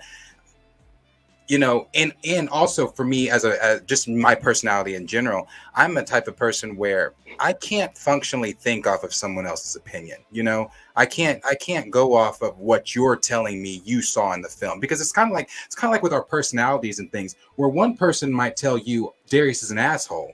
The next person might tell you Darius is one of the nicest persons I've ever met, but it's based on your experience with me. And I think it's going to be based on your experience once you see the film. So I want to be able to accurately give viewers that are watching our channel a review of what I actually think. Now, what I think has no bearing on you going to see the film or anything like that. That's just what I think of the film. And so I think that for me, that's one of the reasons that I do want to see it. again, I don't want to see the negative imagery of the absence of T'Challa, or the murals of Chadwick's on there. I don't want to see all that stuff, but I do want to see, what story are you telling? What are you doing? But Marcus, I completely respect what you're saying too, and people in the chat. That's why I love having these conversations, because this is all is subjective. This all is how you feel. No one's telling anyone in the chat you have to feel one type of way. No one is saying to anybody that you have to go see this film or anything like that. But at the end of the day, I think you just have to make that decision on your own, on what you feel comfortable doing, what you want to spend your money on. And do you want to, really support this film or support Marvel or whatever it may be? But at the end of the day, I think it's just a choice. And I personally I was just listening. I'm listening to what you guys are saying, reading the chat and everything like that. And I've heard this conversation before. I've heard this argument, read these arguments on Twitter. I support everyone's decision, because at the end of the day, it's subjective. You do what you feel is necessary for you to do. Yep. Hey, listen, I agree with all of that. Like, my thing has always been, first of all, I became a content creator because I wanted to voice my perspective that I didn't hear. I didn't hear other people that looked like me, sounded like me, cared about the things that I talked about, talking about these things or these movies or comics or whatever. So for me, it's always going to be, I'm going to put my opinion out there. And at the same time, I don't begrudge anybody approach it. First of all, if you with Recast T'Challa, I don't care what you want to do. You know what I'm saying? As long as you don't hurt the movement, as long as you're not, backtracking us, I don't care how you want to do it. Do your thing. Because listen, what did I say? You could the best way is attack them from all different sides and stuff like that. That's fine. I have no issue with that. The one thing I'm doing is more so like I'm trying to utilize, my platform, the part of the industry that I now know, because I didn't know a bunch of things 2-3 years ago. I might have been on the complete opposite side of this, right, if I was never in the position I'm in now. But now that I've been around journalists, I've been around PR folks, I've been around writers, I've been around editors and stuff like that. Now I'm like, okay, I'm gonna try something that works for me, right? And that's why I'm not going to tell people, hey, this is how you should really go about it. I'm gonna say, like, look, if this gel with you, do that. If that gels with you, do that. I don't have a problem with that. I can only do what I know based off of my experience and based off of what I think will work. I'm not saying I'm right. I mean, I predicted a couple things, that happens. But, there are probably things I'm not seeing as well. That's why I welcome all perspectives, because at the end of the day, as long as T'Challa get back on, I don't care. Yeah, I really don't care. Like, I've said this from the jump. I don't care if Marvel came out with a whole smear campaign and was like, E-Man was terrible and we were going to recast T'Challa all the time. I'll be in there with my popcorn like, at least I got T'Challa. I still hit, though. I still got T'Challa. Like, I don't care. I really don't. If a boycott's going to do it, do it. If a petition's going to do it. If trending online is going to do it. I don't care. Just give us the Black representation we deserve. Exactly. Thanks. Exactly. Absolutely. And I completely agree. I mean, everything we've all said here. That's why I wanted to do this with you all, because we are all like-minded. At the end of the day, like E-Man said, as long as they put T'Challa back on the screen, I'm happy. But until then, the conversations like this will continue. And I think the conversations like this need to continue with creators like us that are like-minded, that not just like-minded, but even the small, where we might disagree on whatever, those conversations need to happen, in my opinion. Just like I've said on TikTok, we had a TikTok that we had clipped something from one of our TikToks, and it kind of blew up on TikTok a little bit, and there were people that were commenting under it, and I was telling people. So after that, I had made a separate video on our YouTube page, and I had said, I have no problems having a civilized conversation with any of you about any of this. Never problems. Never be a thing. Never be a problem having a civilized conversation, because I feel like in the spaces that we're in, that's what we do. We're not always going to agree. Hell, on my channel, we didn't all agree on the slap with Will and all that kind of stuff and blah, blah. Not, obviously it was wrong. I thought that, blah, blah, blah. But at the end of the day, I have my reasons for, I'm like, but I see where the brother might have done it. Whatever. We might not all agree, but the conversation is healthy to have. You know what I'm saying? Especially when we are. I've spoke with Back of the Bus. I spoke with Marcus and Josh quite a few times. E-Man, this is my first time speaking with you personally. But from watching your videos, as long as I have been watching your videos, and I was watching you guys' videos before I even made a YouTube channel, I feel a connection. Like I can call you guys brothers, friends, whatever, moving forward. Just because, again, this conversation was healthy to have, whether or not we all agree or we don't agree. The conversation's healthy to have, and the people in the chat, as you can see, are loving the conversation anyway. So I relish these type of conversations. I hope that we have more of these. I hope that we are able to get together again and have more of these type of conversations. And undoubtedly after the film, I know, Marcus, you're not seeing it the weekend it comes out or anything like that. But even after the film, I hope that we can have conversations where we can discuss what we watched, how we feel, and then, go from there. So I, like I said, I appreciate everybody that has joined us in the chat today. Shout out to all of you guys. For those of you that have not been, I see a lot of familiar names. I'm sure you guys see familiar names for you guys too. See a lot of familiar names. If you're new here, you're not subscribed to my channel, or you're not subscribed to any of their channels, please do so. Go subscribe over to E-Man. Subscribe to Back of the Bus. If you're new here, E-Man don't need them subs. Come to Back of the Bus. Go to them. Go to them. No, go to them. Look, I go to y'all channel. I watch y'all stuff too. You know what I'm saying? Like I appreciate that, bro. Listen. I think people get too caught up in the differences that people have, or the different approaches. Listen, I rock with these brothers. Like I don't. It's okay. It's okay to not agree. And I preach this on my own channel. I don't expect you to come on my channel and agree with me on everything. I want you to at least just be respectful. As long as you're respectful, I don't care what your opinion is. Just we can all get along. It's fine. But yeah, go ahead and sub to these brothers. Great content. Great content. Subscribe over there to Back of the Bus. Subscribe, like I said, to E-Man, and we are trying to push. We are trying to make that push over to the 1,000 subscribers. We're at like 8 something. So if you guys need to subscribe to the platform we on right now, get them to 1,000. Get them to 1,000. They right now. Go sub. Yeah, I appreciate that. I really do. I appreciate the love. I appreciate you guys, everything like that. I want to come back. I want to have more conversations like this with you guys and others too. I don't know if who was that? Somebody sent me. No, it was Stamina Nancy sent me. Did you guys see the Philosophical Pickle? His video. It's a white dude. He had made a video about. Check that out. I'll send that to you guys. Check that out. His video on Recast. It echoes a lot of things we all just said, but I liked his approach on it. I thought it was a good video he made. So if you haven't checked that out, go check Philosophical Pickles channel out too. So anyway. I was going to add, actually, if I could, since there's so many different perspectives on Recast T'Challa, make sure that if you enjoy the Recast T'Challa content and you want to expand your horizons as it pertains to that, there's a lot more channels. There's Chillmonger, there's Be Real with D Real. There's I ain't saying, I'm just saying with DLB. There's literally tons of content. Kaiser Coast 11. Yeah, there's literally tons of people who are making Recast T'Challa, and you might fall on a different spectrum or a different part of the spectrum. So expand your own horizon when it comes to this, and like I said, follow other people who are making content on Recast T'Challa. Yep. And honestly, what would be great, what would be, I'm talking, could possibly be YouTube monumental, is if we could all get together, all of us that have given our thoughts up, whether or not we all agree, again, like we just discussed, whether or not we all agree or not, if we could all get together and bring a huge conversation about Recast, I think that would be pretty dope. I know there were a lot of people that were commenting on Twitter saying, oh, you guys, it'd be cool if you guys added this person. It'd be cool if you guys added this person. I think it'd be dope if all of us got together and gave our discussions on a large Recast type of stage. I think that'd be a very monumental thing. But again, as I said, I appreciate you guys all being here. I appreciate everybody in the chat being here. This has been a fantastic conversation. It's everything I wanted it to be. E-Man, you showing up and being here, brother, much appreciated to you. I really do.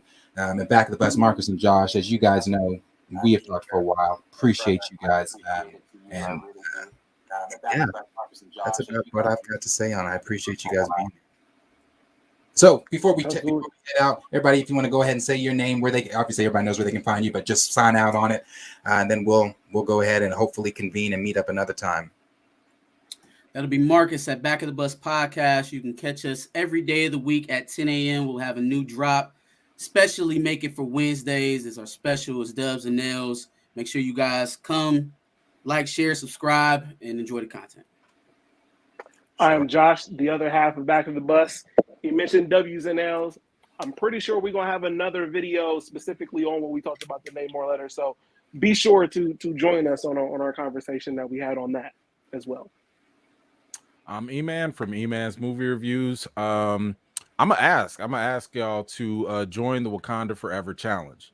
That is pretty much like the next step for Recast T'Challa. It should work in tandem. Whether you want to boycott, whether you want to support the movie, whether you want to sit on the sidelines, really don't matter. This whole challenge is really just about raising money for the children at St. Jude's Children's Research Hospital. These are the same kids that Chadwick Boseman visited while he was fighting cancer and while he was filming Black Panther for them. So I think that a really dope way to kind of like add on to his legacy is to raise some money and, you know, like once again, bring a positive light to this one way or another. So I do ask, like, whatever you could throw in. I don't care if it's $1 to $100, whatever you want. All of that makes a difference. We're halfway towards our goal right now. And my goal is to really get us to the $5,000 mark by the time the movie comes out. You know, but you can find it at GoFundMe.com, Wakanda-Forever-Challenge. So if anybody could just donate something, if you don't want to put your money into the movie, I'm giving y'all a great spot to put it into so we can make a difference. Like, make that go viral. You know what I'm saying? Like, make hashtag Wakanda Forever Challenge, make that go viral, and let's bring some honor to this whole production. For sure. And I actually touched on that on one of our live streams. I mentioned the challenge, and I will continue to mention it for sure. Definitely want to support that and anything that we can with that, for sure. It's something that Chadwick Boseman was deeply a part of, as you stated. And again, my name is Deshaun, Darius, whichever one you want to call me. I know people get confused on our channel. They're like, wait a minute, I thought that boy's name was Deshaun. So, which my name is Deshaun on the channel. It's my middle name. But you can call me either one you want to call me. And again, I'm with Planet Fanatics.